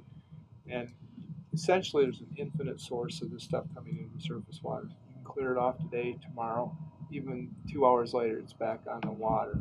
And because the whole body of water contains it, and it's continually being fed. So what you would have, if they did suck it up or they put booms out, it would be out there all summer. And it really wouldn't make much of a dent because it just immediately comes back. So, but we're going to be talking with the EPA about how it's created, and if there is an idea out there, we're more than willing to listen to it. But there's not anything that it's not like when they have an oil spill, there's a certain amount, and you get that amount sucked up, you don't have any more problems. With this, it just keeps coming, it keeps coming, it keeps coming. So you're out there, you'd be out there constantly, and you never get ahead. You just always have it right there. And that's one of the reasons we're looking at finding the sources. Yeah. You have to cut off and eliminate the source to the max extent. Otherwise, you just keep on with the Band-Aid approach. Yeah. So you always have to track down the source. That's a curtain question. Is the Bennett foam one of the 7 disputes in the dispute resolution that you're addressing based on the numbers that have been tested with the physical foam itself and being over in the groundwater more than 12 parts per trillion, or being elevated over the 70 HA numbers, because you're talking about 1,100, 1,000 parts per trillion, so it far exceeds the 2 levels of Rule 57, I believe, and the other part. So based on those numbers, has that been placed into the dispute resolution because of the physical evidence and the science behind that? Is that part of that document? We don't have anything specific to foam. There's not. That's why the health department is right now. It's like it's just a brand new issue. No, I got it. So we don't have like a criteria for foam, but the 15 parts per. Sorry about that. 15 parts per or 12 parts per trillion, that would address that issue. Okay. So when we're talking to them about GSI, we're talking about all the things that follow from that: the fish issue, direct contact, and the foam. So, okay, yeah. so I guess my point is that there's conversation regarding the foam in Van Etten Lake between the DEQ and the Air Force because of the dispute resolution and the numbers associated with that particular foam. So there is an ongoing conversation between the two of you in a dispute resolution? As far as the Rule 57, we're still waiting from the letter from the Attorney General's office. Okay. So we call it. Okay. Dispute letter. So the Air Force and the DEQ are not talking regarding this specific issue in the dispute resolution that's ongoing currently. Bob, I think you have a response. Go ahead. We consider this discussion about that issue. Okay. So maybe they don't discuss. Well, I guess I'm trying to determine as the township's not part of the discussions between what you guys are having. So my concern is that the discussion is happening, and we get some form of communication from the two parties regarding the dispute, just like what you gave us with the letter. But it is meeting the criteria for DEQ for the resolution, and it's a part of a document or an issue that is, the process is there, the document exists, and the dispute is ongoing. Yeah, I'm just asking, is there communication between the two parties regarding the foam in the resolution that is ongoing currently? We're talking about the plumes going into surface water above the criteria, the Rule 57 number. Okay. So we believe that is the cause of the foam. Okay. So if you attack the cause of the foam, then you're addressing the foam. So we see it as all the same issue. That foam is out there and it needs to be addressed because it's part of this plume that's going out above our criteria. And that's what we have to work with is a criteria. You know, that's how our program works. Correct. It's based on criteria. So that's how we get at that problem. Okay. Now this question about an interim quick response type of thing, and that's, I know that's what you want, and something that we don't know of the magic bullet on how you address that foam. And this foam issue's starting to turn up at other places that, you know, just nobody was aware of it. So it's not like there's a whole, you can't go to the literature and find out, oh yeah, this is what they did or that. It really is all brand new stuff. Right. And so as an interim, get in there and fix it right now. And we've batted around ideas and stuff, but you know, the consultants say that's not going to work, that's not going to work. And right. So and we don't even have that many ideas. And Mr. Delaney, in a conversation I had with you and Mr. Mars this morning, one of the things I picked up from that was that there is a defined dispute process to expedite those required communications to get through that dispute. Right. Well, do people know too? I mean, is the education out there? I mean, if this white sticky foam is there and your child jumps into it, do you want that child in that water? And that's what the health department, Bill can speak to that better than us. That's their issue. Okay. The health department, state health department is working on preparing a written determination of the public health assessment. The foam. And I mean, if it is, you know, bad, like you can't go in it, I mean, that's the livelihood of all those people who, you know, have businesses on Bennett and stuff. Then can they also look into what if, because, you know, it's sticky and it's there. What if they removed it? Is it safe as long as there's no foam? Do you see what I'm saying? So those two. And part of their work, educate the community. Yeah, part of their work is to advise people on what to do. Okay. And so, I don't know where that will go, but they will be giving advice to the community. And if I'm not mistaken, Chris Bush had spoken about some of the communication that had occurred with the community previously as well. Okay. I think we see Arnie and then Paul. This is a slightly different issue, not the foam, but on the surface of the lake, Manhattan Lake, where it concentrates, that is slowly flowing in concentrated, high concentrations, 60,000, whatever, and mostly PFAS. And it slowly flows down to the outlet and then through the dam. Very confined space. Is anyone in your group asking the question, why let that concentration of PFAS and other longer chain flow into Bennett Creek and then into the big lake when a small boom of 30 feet could capture that and even pump it maybe 30, 40 gallons a minute in the surface, in the storm sewer line on the top part of it and put it into the GAC unit. Well, Just a thought. That's a thought. And so my consultants here, you can take a note and think about that. You know, we're sampling, again, we've sampled Van Etten Creek. Van Etten Creek doesn't have tremendous amounts of PFAS, but you're probably right there at the surface there might be one of the things we want to do is we want to get out there and, because right now all of these things I've told you are somewhat theoretical. We've got a little bit of stuff done in labs that indicate what I told you about how it concentrates at the surface. We've got some stuff in lab work from samples, how you have to treat the sample to make sure that you get the full mix in the sample, because even in the lab it'll go to that interface, and so you subsample below that, you're not getting the real concentration. So we do have some evidence, technical evidence. It's not all hypothesis, but we do want to get out and actually sample that micro layer and see what it's got in it to confirm what we're talking about. But that's an interesting concept of potentially a boom type thing or something that can collect it.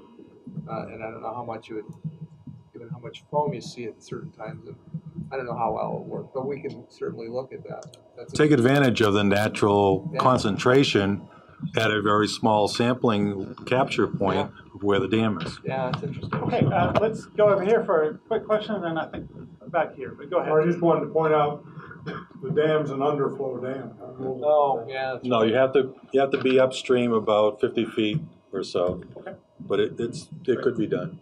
Okay, and then back to Paul Yeah, Rakowski. we had a discussion with Dr. Termath before we came to this meeting regarding the phone, and one thing I'm glad Bob pointed out.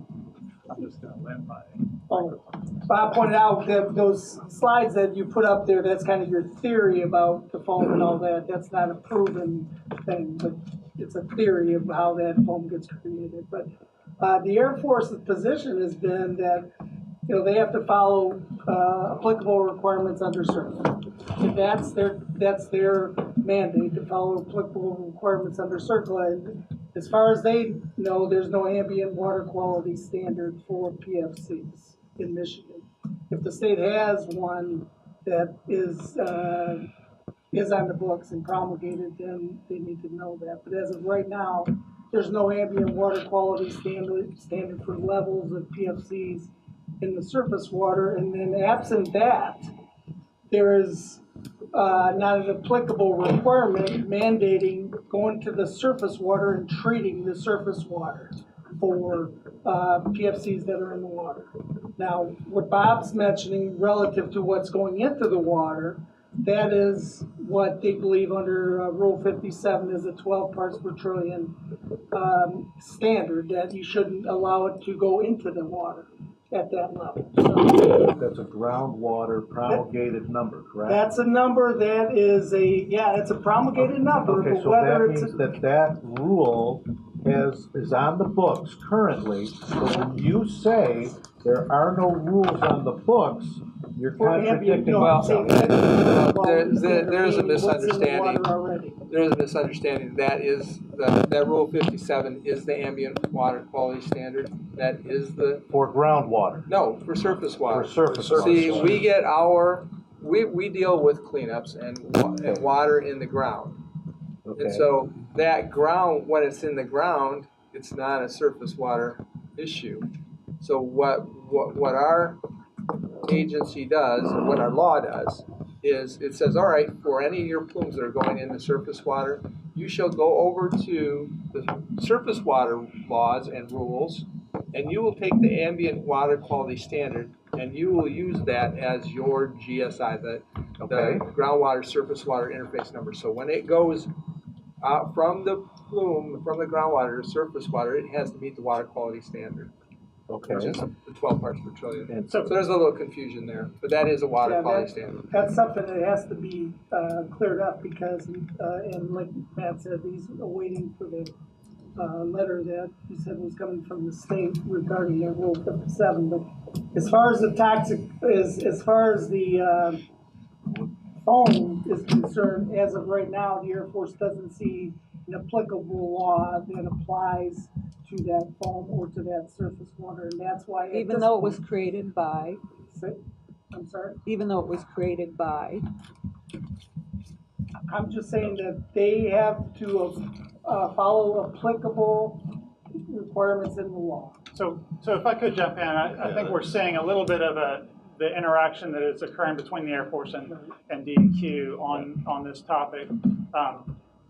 It's good to bring that in as an informational update and provide updates where we can, but I think that's not going to be resolved by the people in this room. And let me just say one last thing, the circle process, which is going to study it, characterize where the PFCs are at, and then the feasibility studies after that, feasibility study comes in to decide what, if anything, is necessary to take action for what you found during your investigation. So that's the process the Air Force needs to go through. And Matt would know that I was just notified by MPARC that one of the big documents we received last week on Friday actually does address the question that we posed. So, Matt was gone to start travel early on Friday, so he hasn't seen it, but it's making its way through APEC right now. So I'd have told you before, but you know. Well, so this was good, informational update. All right. Okay, any last questions for Matt before we move on? All right, thank you very much, sir. Appreciate that. We'll move into the RAB business section of the agenda. The final meeting minutes for the November 1st meeting were distributed via email on the 12th of January. And so you'll see similarly when we disseminate the minutes from this meeting, we'll have all the attachments, all the briefings, and so on.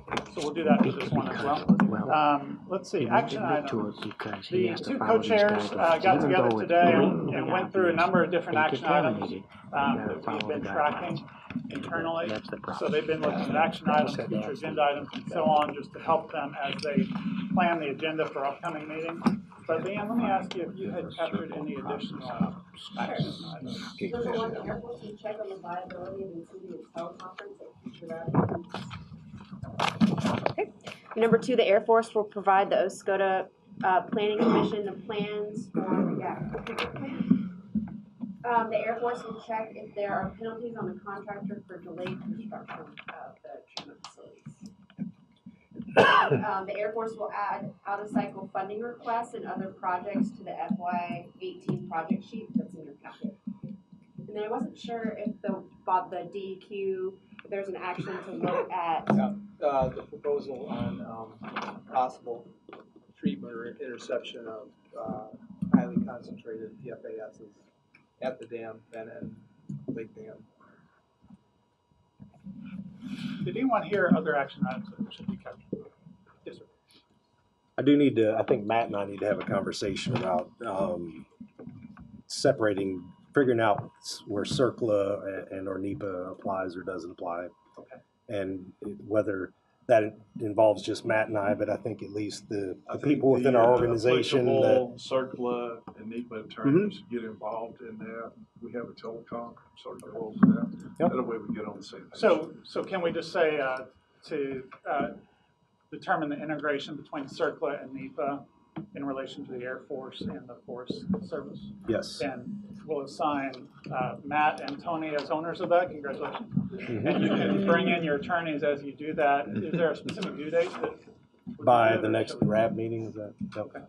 We'll ask for an update on that by the next RAB meeting as well, which is a perfect segue.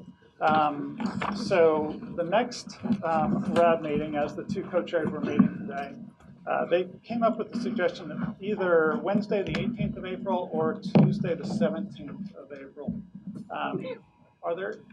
We will obviously follow through with an email on this to allow you to check schedules and so on. Does anyone currently know that they are not available on the 17th or 18th of April? The fellow I'm sitting in for is not available on Tuesdays. On Tuesdays. Okay, great. And that was the suggestion that Wednesday the 18th may be better for that reason, because I know Joe is not able to make it on Tuesdays. What I'll suggest is that I can send out an email to the group with the recommendation of that date, allow you all to check your calendars and then move forward from there. Does that work? Okay. All right. So let's see. The next item was just meeting evaluation cards. That last sheet that you have in your packet is a comment form. So if you have any comments, adjustments you'd like to see made, this comment form is available for the RAB members in their packets. It's also on that back table for anyone in the audience. We'd like to know what worked well about tonight's meeting, what might need change as we consider upcoming meetings. This also is a form in which you can provide comments that you have about any topic related to environmental restoration. Please consider doing that as well.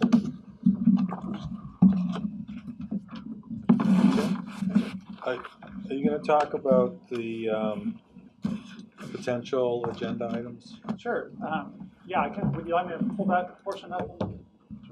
And what were the action items that are outstanding? Yeah, let me. And are we publishing those? The ones that we've accomplished or are ongoing? Is that going to be in a future? It will be as an attachment to the minutes. The action items as well as future agenda items.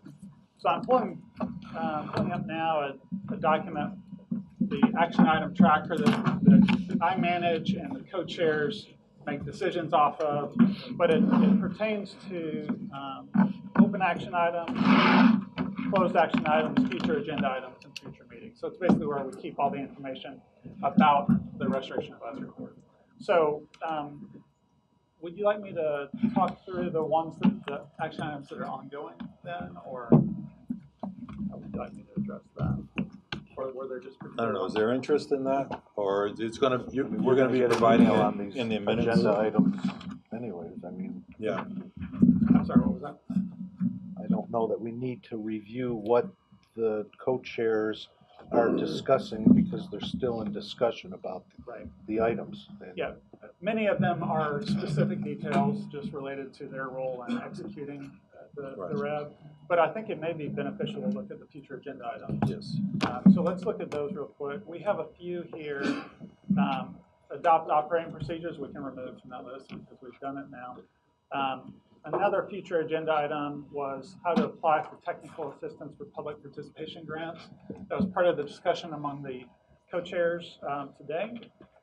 And so it would be just looking into what are the options for those grants. I believe Matt talked about possibility of looking into that and then reporting back at the next round. Tony, I was going to talk to you about the Forest Service permitting. I think that's what you're getting to with that action item. And so I was going to try to recraft that one because I think it's being addressed through the action. Yeah, I think so too. It was I'm not sure how many people are that interested in it, but if it's expressed as something of interest, then I'll do that. But I think maybe once I sort out the difference and understand CERCLA and NEPA, I can probably update on that pretty quickly. Okay. I don't anticipate it being a presentation. So maybe there'll be that action of the coordination that y'all will have, and then in your stakeholder update, you can provide a brief update, and if folks want more detail, we can put it on the agenda for the next meeting. That works. All right, we also had a document management piece, future agenda item. So this is an interaction that two co-chairs in public affairs have been having pertaining to the information repository, how to make that even more effective, access to documents online and through other sources as well. Arnie, were there comments you wanted to make on that one? Well, it's an evolving thing that as the parties that you mentioned, that we're having a discussion looking at the websites that the Air Force has for the other 39 BRAC sites. So we're looking at that and trying to pick the best of those, hopefully, so that the public can see. That's a pretty easy website to see. And you have at one of our earlier orientations, you've got the website link to be able to go to that. And so, but there are lots of other, like MPART, how do we integrate the links and documents that are on MPART, DHS, and so forth, so that the public and the RAB has full access to as much of the documents that they want to, and organizing them in a way. So those are that we can easily, efficiently find what you want and do searches on. So that's a goal, and so we're going to be talking about that more. And any community RAB member or agency that wants to help in that discussion, you're welcome, please, especially if you have some expertise, but this is one case where a few more opinions are helpful. And you pointed out kind of throughout our process the importance of having a basis of information so that discussions and any actions that result from this group are informed by the latest information. So I think that's the gist of this effort. Okay, and the last approach was one that was generated just during the conversation between the co-chairs at lunch today. Discuss the tiered approach by which the airport prioritizes investigative and remedial activities and provide a budget update. So it gets to that action item that we had to augment and update the FY18 project list, address those OOCs, out-of-cycle funding requests, and so on. Are there other elements that you wanted to bring up? Yes, sir. One thing, and it's just sort of a question, is are we sure that we're getting the very latest in scientific knowledge about remediation and removing these things? Are we getting it from all over the world? Is that part of this on the part of the Air Force or the DEQ or somebody? Matt, do you have a thought on that? Yes, we always try to keep updated, and that's the reason, you know, with both MDQ and Air Force, and with our technical experts, subject matter experts that we have above and beyond. And we're also looking at what's the active side doing. So the whole time throughout the Air Force, throughout DOD, it's sort of like, what is the cutting technology? Just like you talked about the resin. So, you know, and this is a quickly, rapidly evolving emerging contaminant. So, you know, a year from now, what we're doing now may not be the best way to go. DOD is pretty much on the cutting edge of the technology for technology development. They're pouring a lot of money into research because they realize how expensive this is with traditional methods. So they have a very robust research program on treatment. And then my main consulting firm is 100,000 employees now, and they're one of the leading experts in the world on this technology. So we're pretty fortunate, the group that we have at our disposal. Can I possibly throw in a thought on that tier approach versus the budget item that could be discussed in the future? When we throw in the budget, we're talking about the federal budget to DOD. And I'm wondering if we may want to invite some of our federal elected officials who are on the subcommittees that have an opportunity to push or recommend that there's additional money put into the budget, because DOD cannot ask the Congress for money directly. So we have to go through our elected. So possibly inviting them to that when we talk about that issue would be a thought. Thank you. I've added that in there just as a prompt, and then of course we'll use this as we begin to formulate the agenda for the next meeting. While we're on that topic, are there other agenda topics the RAB members would suggest? I thought this was quite the most informative and progressive meeting that we've had. The updates from the agencies really facilitate communication and understanding, and I would like to keep on that path as much as possible. Great. All right. Well, thank you very much. I appreciate that feedback, and that'll help us form the agenda. But like I mentioned earlier, I think that stakeholder update portion is going to be a really important element of the agenda. So we will be in touch with you about updates there. Any other suggested agenda items? Okay. Well, let me just pull up our slide again.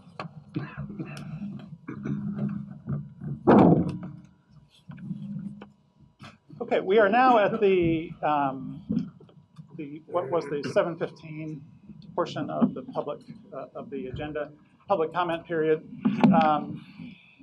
It is important, a very critical element within the guiding documents that describe how restoration advisory boards operate, such as the RAB rule and the RAB rule handbook, to include an opportunity for members of the public to provide their input. Could either ask questions, could make comments, make a statement to the RAB members. And so we have that opportunity now, and I would like to invite any member of the public to come up and provide comments to the RAB. If you would prefer to do it from where you're seated, I'll come to you and hold a microphone next to you, but you can also come up here. Additionally, you can use one of those comment forms. If you'd rather not speak to the group, you can document those as well. So let me ask, is there anyone who would like to provide public comment? Yes, sir. Okay, and sir, would you like to do it up here? Or? Oh, you have a microphone up there? I'm going to steal this one here. There's one right there. There's one. No, right there. He's got one right there. Right here. All right, right there. Yes, sir. So this is for Mr. Mars. I heard you say something about a filtration system at Pease Air Force Base. I think you said resin. Yes, sir. Is that cation exchange resin? I'm not familiar. It's a resin exchange system. Exactly. And I can so- find more out about that. And that's interesting because one of this gentleman over here, he brought up, you know, do we have the latest and greatest in, you know, the world of, you know, cleanup of methodologies. And this would be one of the things they're doing. We don't know yet, but what I'm wondering is I'd like to know how they assess the effectiveness of that filtration system and compare that process and procedure to how we measure the effectiveness of our back system here at Wurtsmith. One thing I will do is get with the bag that has peas and see about getting more information on that and then bring it to the next meeting here and start to discuss that. Right.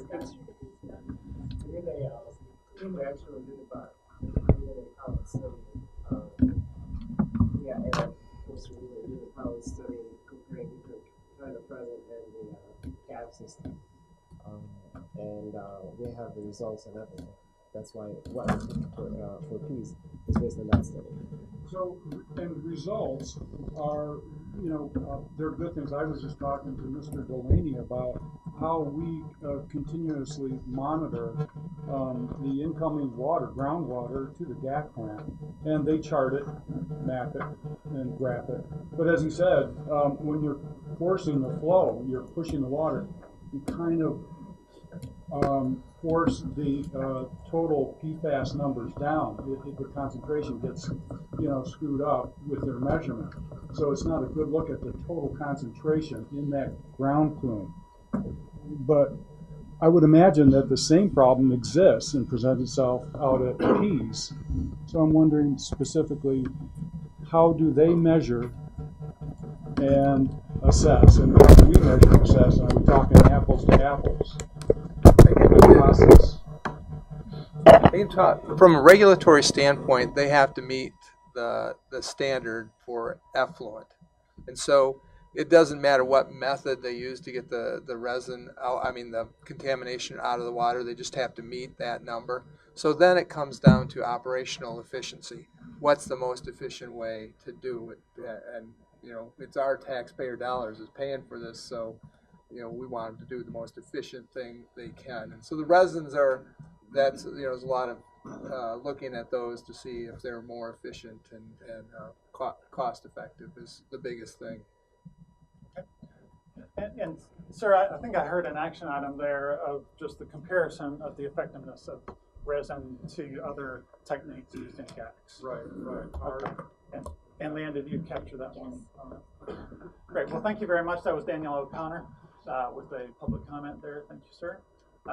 Yes, sir. I'd like to offer that I attended the RAB in Pease 18 months ago, and that contractor presented a draft and an optimization study that they had done and so forth for the different types of resins and coconut versus coal and things like that. So they've been using the technology that was done here for the fire training 3.5 years ago, about 3 years ago. And they've been using it, and they're ahead of us now in some ways. So I would like to propose that, as Dan asked, if you could get us the final for that study, the document, and possibly in the future, we could train and have little mini training of the RAB members, and then we can help do training with or answer questions with the public at a later time. So these highly technical things. And we're not going to get into the weeds right here, but we could do that with a conference call with your contractor. We put a group together and do those kind of things because it's important. that we understand what you're doing and what the effectiveness is. So, Great.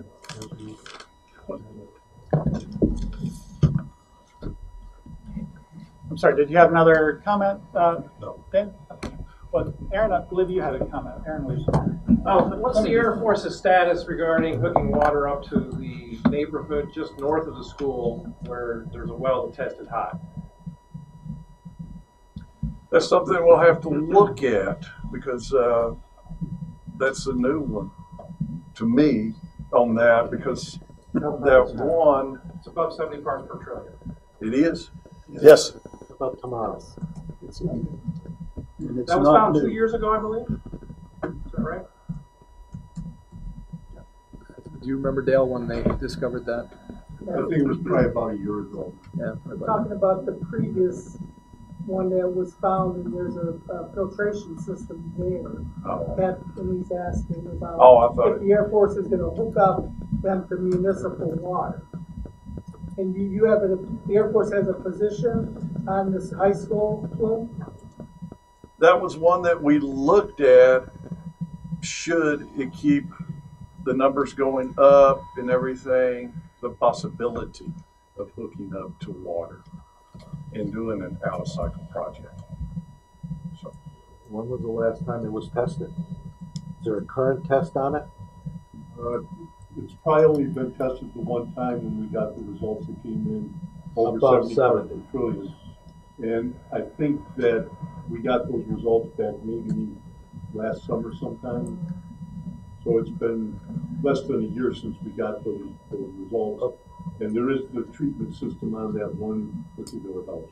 Okay, but I was under the understanding that if something proves to be over the EPA standard of 70 parts per trillion, that the Air Force has the ability to react to that and replace it, which it's set precedent and is done up in Colbat and other areas, that as soon as a number hits 70, that an action is taken, not a reaction of let's see what happens in a year, or maybe a test is going to come up again. I'm not trying to belittle, I'm just saying that I'm under the understanding that an immediate action is going to be taken if a number is above the EPA number, the HA of 70. And there was an immediate action where the health department put the treatment system on that house. Okay. Well, you just did not a whole house system. Let me allow Dale to finish his comment, and Paul was going to add to that. Okay.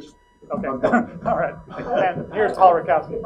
Correct me if I'm wrong, man, but wasn't there a determination based on the mutual aid part where the Air Force reacted in the mutual aid situation, putting out the fire, and therefore the Air Force doesn't take responsibility for that? Was that the legal determination at the high school? I will have that will have to be an action item to find out what the official stance from legal was on that. So can you help us clarify what specifically we ought to capture as the action item now? How should we document that? What was the official Air Force response on that one? It was hooked to the mitigation where they put a gag system on it. Is that correct? Yeah, the health department. Okay. And so what I'll ask is, Paul, if you could connect with Leanne and just make sure we capture that action correctly. Okay, but here's the question. Okay. The number was established above 70. Can we agree that that occurred? Okay, so when is the next test going to take place? Tomorrow? Next week? 3 weeks? And when will it be a permanent fix where this gag system from the health department only services one faucet, not a whole house?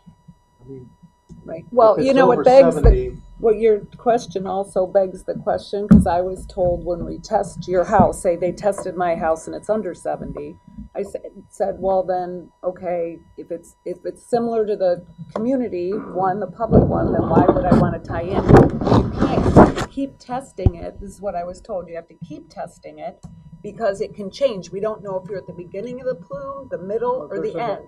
But no, I'm just saying. Flow. There's no question about that. Right, and I'm agreeing with you. But a number was created in the beginning of all of these conversations for the last year and a half that I'm aware of, that the number used to be 200, the HA was 200, correct, with EPA? That you were not allowed to react to any number below 200 parts per trillion. Is that correct? And then the number was lowered? Then it's lowered to 70. Okay, so if this number is above 70 a year ago, can we please get it tested to see if it's no longer that or that, and then we need to react to that based on everything that's been said over the last year and a half from all parties, that if it reaches above this level, then there's an immediate action. Well, So- but I'm agreeing with you, but I'm also saying they need to test all of them, that we've gotten an in-house system. They need to keep testing all of them. They are, but They're not, because the test is too expensive. They are not. Tests are being done. There's been retesting done, and I'm not specific to your area or to which part of the township we're referring. This is an individual case that is above the limits that we can react to.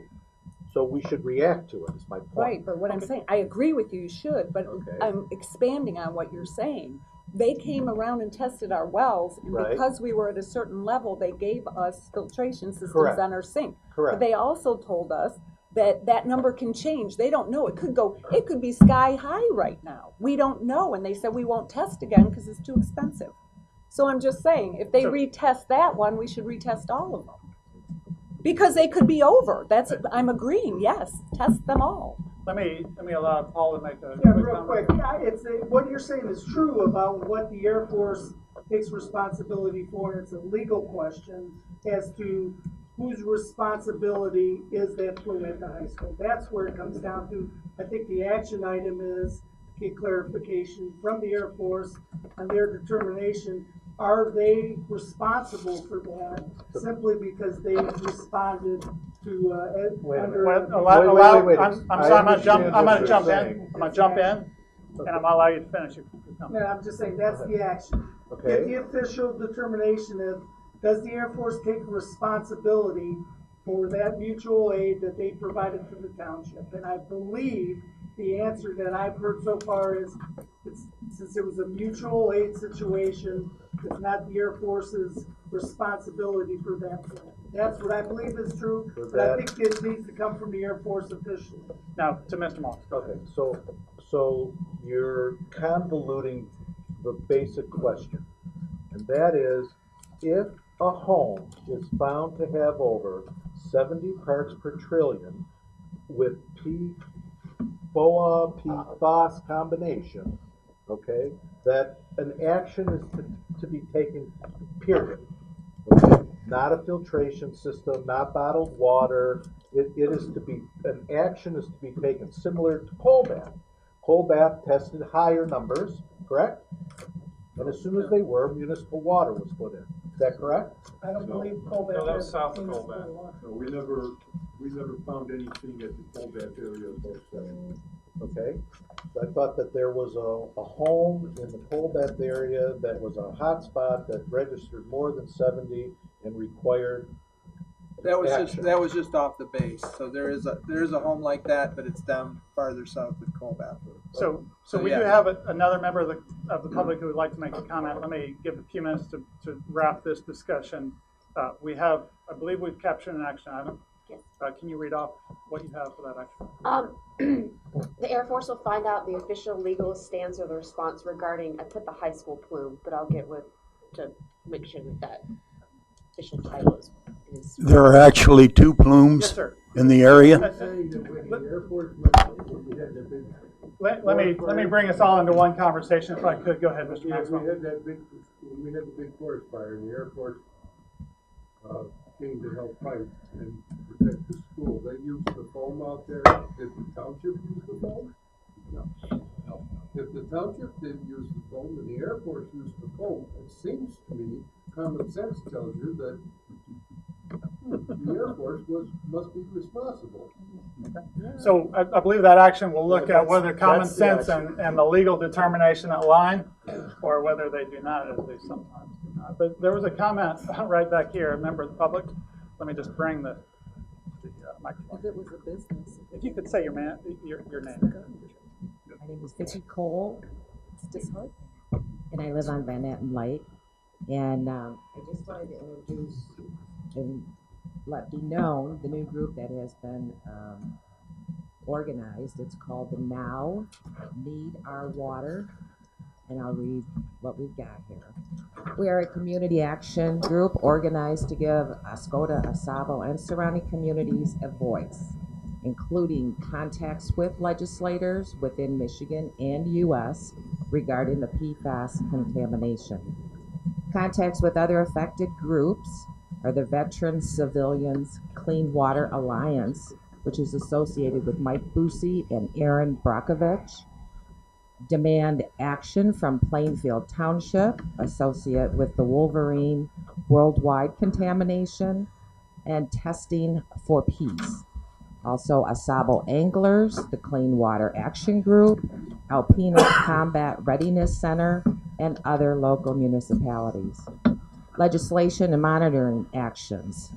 The Cleanup Criteria Rule 57 and Part 201 Environmental Remediation, which per Michigan law may be defined as parties responsible for causing a release or threat of release, defined as any circumstance that may reasonably be anticipated to cause a release, are jointly and severely liable for cost and of response activity, natural resource damages, and actions necessary to abate imminent and substantial endangerment to the public health, safety, welfare, and the environment. Also, as the Michigan PFAS Action Response Team notes, pursuing the current lack of nationwide best practice for the mitigation of PFAS contamination. We are the creation of an activist group which is researching and promoting allocation of resources to the former Wurtsmith Air Force Base area, including the Department of Defense Health Studies and State of Michigan resources for addressing PFAS contamination. Our mission is to be a reliable resource and catalyst for education and communication while advocating for a long-term health and environmental welfare plan on behalf of those affected by the water contamination from the former Wurtsmith Air Force Base. We want to give residents the location of resources for information on all above noted activities and as noted by MPART, informing and empowering the public. The next Now Need Our Water meeting is noon on Wednesday, February the 21st at the Villages of Oscoda. You can contact Kathy Worsterbath or Greg Cole on Facebook's Now Need Our Water. And the email address that you can contact is nowactiongroup@gmail.com. Copies of the Now's mission statement and goals are located on a chair back here at the back of the room. So thank you. Great. Well, thank you very much, ma'am. And if you would like to have that entered into the minutes as well, we can do that. Let me just ask, is your name on there? If you could just jot that on there and then hand it to Lee. Okay, any other comments? Yes, sir, public comment. And if you could state your name. That's what a government. My name is Russell Williams. I live at 6917 Law Drive on Van Etten Lake. I would just like to support what this lady mentioned now. And if there's any information that people need, we've got the World Wide Web, right? We've got, an incredible resource. Through different search engines, you can find whatever you want. Educate yourself. The one comment, the issue with the high concentration foam, the answers are inadequate. Living on the lake, I see that. And everything takes too long. I get that. But it needs to be stepped up. We need answers on that foam, what to do with it. Yeah. Thank you. Thank you for your comment, sir. And tell me again your name. Russell Williams. Russell Williams, got it. Any other public comments? Yes, sir. I'm Ross Tingway. I live at 6405 Woodland Drive. And I understand, I thought, you said that the water has been going into Vanetton Creek at above 12 parts per trillion for some time. Yes, from the treatment plant. Yeah. It's above, it's been above 12, yes. Above 12? Mm-hmm. Wait. And for how long? It could have been from probably maybe the 80s, I don't know. 20 years or more? Yeah, when they started pumping, the firefighting foams you started using in the early 70s. Right. So depending on where the plumes were, yeah, and in relationship to the, how'd the wells. how'd that get done so long for so many years with nobody checking? I don't understand that. How could that have went on when there was a law set? Yeah. Now this is still going on. Nothing's being accomplished. Yeah. I mean, what, it's been 3 or 4 years we've been discussing this? I ain't seen nothing done. And then about this foam in the lake, went down and took pictures the other day. Right over here at the old state park, there's wide open areas there. It never freeze over. And I think it's because of this chemical that's in there. Up around the shore, it washes up there, because foam was and stuff. They can't freeze. It's just laying there. It's wide open. Out in front of my house the other day, there's another area. It just kind of blows around. It'll come up underneath the ice. Just come right up there. It isn't a spring or anything. It's never been there before. Now it's coming up. Open area. I'm sorry, is that foam or is that, you mean it's just an open area? It's open area, yeah. plus there's foaming substance there. Oh, okay. Yeah, yeah. And this time of year it should be frozen, but it can't freeze for some reason. I mean, there's samples could be taken over there right now. It's wide open. What was your address? 6405 Woodland Drive. Yeah, we're kind of looking for some places we can get some foam right now. We'll get it tomorrow. Okay. And this right over here, State Park, is a hell of a big area. Only it's a library. Wide open. And that could be, groundwater comes out about 50-some degrees. Mm-hmm. So if there are seeps of water right along there, because we've seen them at the YMCA, you can see their beach, they have seeps that come out, and it's 50 degrees. So that's why it could be that's causing it. I'm not saying it's not something else, but if you have the warm water coming up there, because we used to live on a lake, and there were certain places you didn't walk because you knew the springs were there. Right. I understand springs. I understand. Yeah. But you said this was new. This was new. This one in front of my home has moved from 3 doors down. Earlier this year, it wouldn't freeze down there. Now it's froze down there, but it's moved down in front of my place and one a little bit beyond. This stuff is moving. I can tell it's moving. What's going on there. I just don't understand why something isn't rapidly happening. I mean, the fishing has been checked, asked 120 times. I had the fish checked. Who knows what's in that fish? I'd like to go out there fishing tomorrow. I don't care who out here. Hell, I know what's in those fish. I mean, they look good, but are they good? You don't know. I mean, they have been tested, and you go to this Eat Safe. I'm not sure what you guys from the health department. Well, I know what they're going to tell me. It's all about mercury. It's all about mercury. Okay, all right. Okay, but they have been, the fish have been tested historically. And nothing in there about this. It's about mercury because if I could grab that, I'll hand it to her. Thank you, sir. Hi, I'm Sue. I'm with the Michigan Department of Health and Human Services. It is about mercury because we issue guidelines based on the contaminant that's actually triggering a guideline. So for the fish that we sampled from Vanetton Lake, they're still finding mercury, and in the case of catfish, PCBs at higher levels.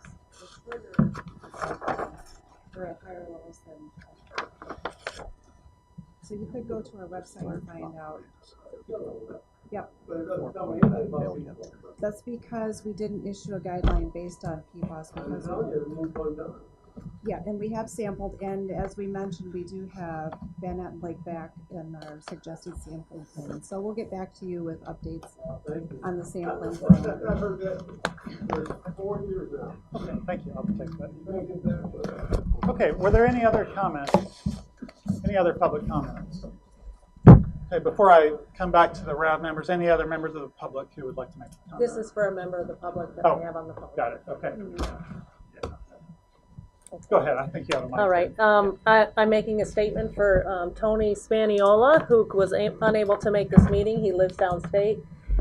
Due to prior commitments, I have not been able to see or hear a large part of the presentation this evening. As a general matter, however, I would state on the record that the Air Force and the state have seriously failed the Oscoda community. The Air Force has been violating Michigan law by continuously permitting the discharge of groundwater into our lakes and streams in clear violation of Rule 57.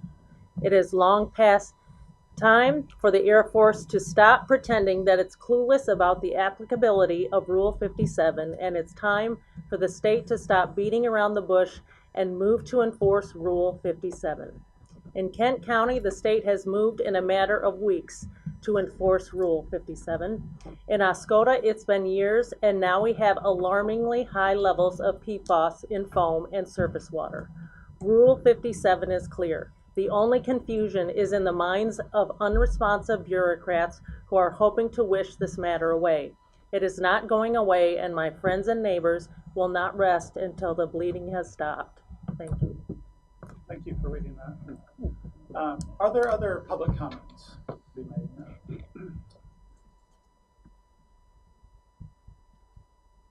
Any other comments at all? Tim, the big point that was made about the drinking water, residential wells being resampled and so forth. If you look at that document of the dispute resolution that was sent to the Air Force by the DEQ last Thursday. Point number 1, I believe, talks about regularly monitoring existing wells and type 1 community wells for PFAS contamination. And so that's a big point in the dispute resolution. So if you want to see what the DEQ response to the Air Force was and get an idea of what they're discussing and their attorneys are discussing right now, that's a place to read that. Doesn't answer all your questions, but at least it's a pretty long description of what the two parties have said to each other. Okay, thank you for that clarification. Any other public comment? I have a question. Sure, okay. Go ahead. Mr. Delaney, you stated that the MDEQ was looking at the seeps coming into Van Etten Lake. Do you have a location of where those were at and at what levels they tested? Well, we've only really sampled one. Well, I shouldn't speak totally. I know we sampled at one specific seep. We could see that the water was bubbling up, and my consultant did, and so they grabbed a sample right there. But with the new study that I showed you, those results, we can actually go out there and we'll use a pin push or push sampler. You just push it into the bottom of the lake like 6 inches, and then that water, so when you know where the seep is, you just put it in there and you can draw the water out and find out what the levels are there. So that's what's called, that's really the GSI, the groundwater surface water interface is right there. So that's kind of why we were doing that, is to see exactly where was the groundwater coming out. You only identified one? Well, by eye, just by looking from, from the boat, looking down, they grabbed one. They may have done more than that. I don't remember. I remember my consultant telling me about the one that they grabbed the seep sample from. It was right off the old Air Force beach there. That one. That might have even been the highest concentration. What was that concentration? 232, I think, was the total PFAS, I think. I don't know what the PFAS, PFAS and PFAS. The PFAS number is the one we're really concerned about, is the 12, and I know it was well above the 12, but I don't remember if it was a 232 or what. So it's above the 12 though. Do they also test for that, what is that other one, PFXS? Yeah, we analyze for Well, depending on which lab we're using, one analyzes for 19 and the other one does for 13, but they both do the perfluorohexane sulfonate. So, and if those numbers were added to the PFAS and PFOA, wouldn't that increase some of those wells over the 70 mark? Yeah. Well, I provide a total usually on my maps to show you PFAS, PFOA, and then the total PFAS. So that's, yeah, we're looking at, we try and get that information out to you too. What's the total PFAS? But would any of those numbers increase it? Oh yeah. Over the 70? Oh yeah, yeah. And we don't really care about that? Well, it's not, don't ask me those kind of questions. I care. I definitely care, okay? But yeah, that's. But you can't speak for the whole state of Michigan. Yeah, I can't speak for the whole state of Michigan. There you go. My friends care too, okay? Yeah, all right. Does that answer the question? Well, I'm a little concerned about that end of it, because if those documentation that those other chemicals are harmful, I think they should be added to that count. Right. And the MPART team, one of the things that the governor's group has done, the office has done, is they've assembled a group of experts from outside of government. Really, I think they didn't even want anybody from Michigan. All academics, nobody from like industry or government, just academics, to look at these very issues that you're bringing up. Because there's very limited, and this is out of my lane, but there's very little toxicological studies on that perfluorohexane sulfonate, but there is a great deal of concern out in the community that's really watching this stuff about that particular chemical. So these ones that are watching that stuff, how do we know? Do they report out on that? And do you get that kind of information? Well, my toxicologists are grabbing literature all the time on those issues, and the toxicologists at the state are looking at perfluorohexane sulfonate and whether we have enough information to make a determination. But that's I'm yeah. We've got an expert right here. As far yeah, I mean, when you talk about PFAS, it's a family of chemicals, over 3,000 chemicals, and they're considered emerging contaminants because it's only recently that we've come to know their existence, basically, in terms of developing analytical procedures to identify them in environmental media.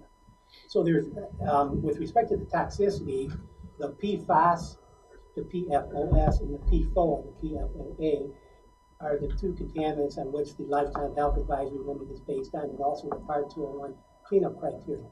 Those are the two PFAS chemicals for which, right now, the most available toxicity information is available for those two compounds. These other PFAS chemicals have little or less information available regarding their toxicity. So the information is still becoming available, and as that information becomes available, there will be advisories or limits put on those particular chemicals. But right now, the available science isn't there to come up with acceptable exposure levels for those chemicals. So when I Google that and I get a study from Amsterdam that says that PFXS is even more dangerous than the other ones, I find it hard to ignore things like that. Yeah. And you're right. If you find any of that stuff, you just go ahead and email it to me, because I pass everything I come across, I pass on to our toxicologists. They'll tell you I hassle them nonstop about perfluorohexane sulfonate. I just drive them crazy about that one. So anyway, send it. I'll send it on. So if I could jump in, I from my standpoint of kind of being the intermediary on this group, what I see is a lot of people who care, like you said, you care, and that's very evident in the public comments that were received. The topics that we are discussing here, we're not discussing lightly. They have real impact for all of us. And as I look around, I see a lot of people who care, who are very dedicated, and who are approaching this question diligently, but from differing perspectives. And so that leads to some varying viewpoints and some challenges as we work through that together. But I'd just like to express my appreciation to all of you for your efforts on this topic, on the environmental restoration more broadly, because it's important stuff. Before we wrap up, let me turn to the co-chairs for any closing remarks. Matt, did you have any closing thoughts? No, I appreciate everyone coming out tonight. And we'll see each of you for the 18th of April, hopefully. And Arnie, would you like to make any comments? I also really appreciate it and all the help that I've been receiving. And hope that continues as co-chair. There's one topic that wasn't brought up, and I'd like people to start thinking about it and see at some point in the future, and that is the fish sampling at a schedule that is specific to Wurtsmith versus the Safe Eat program.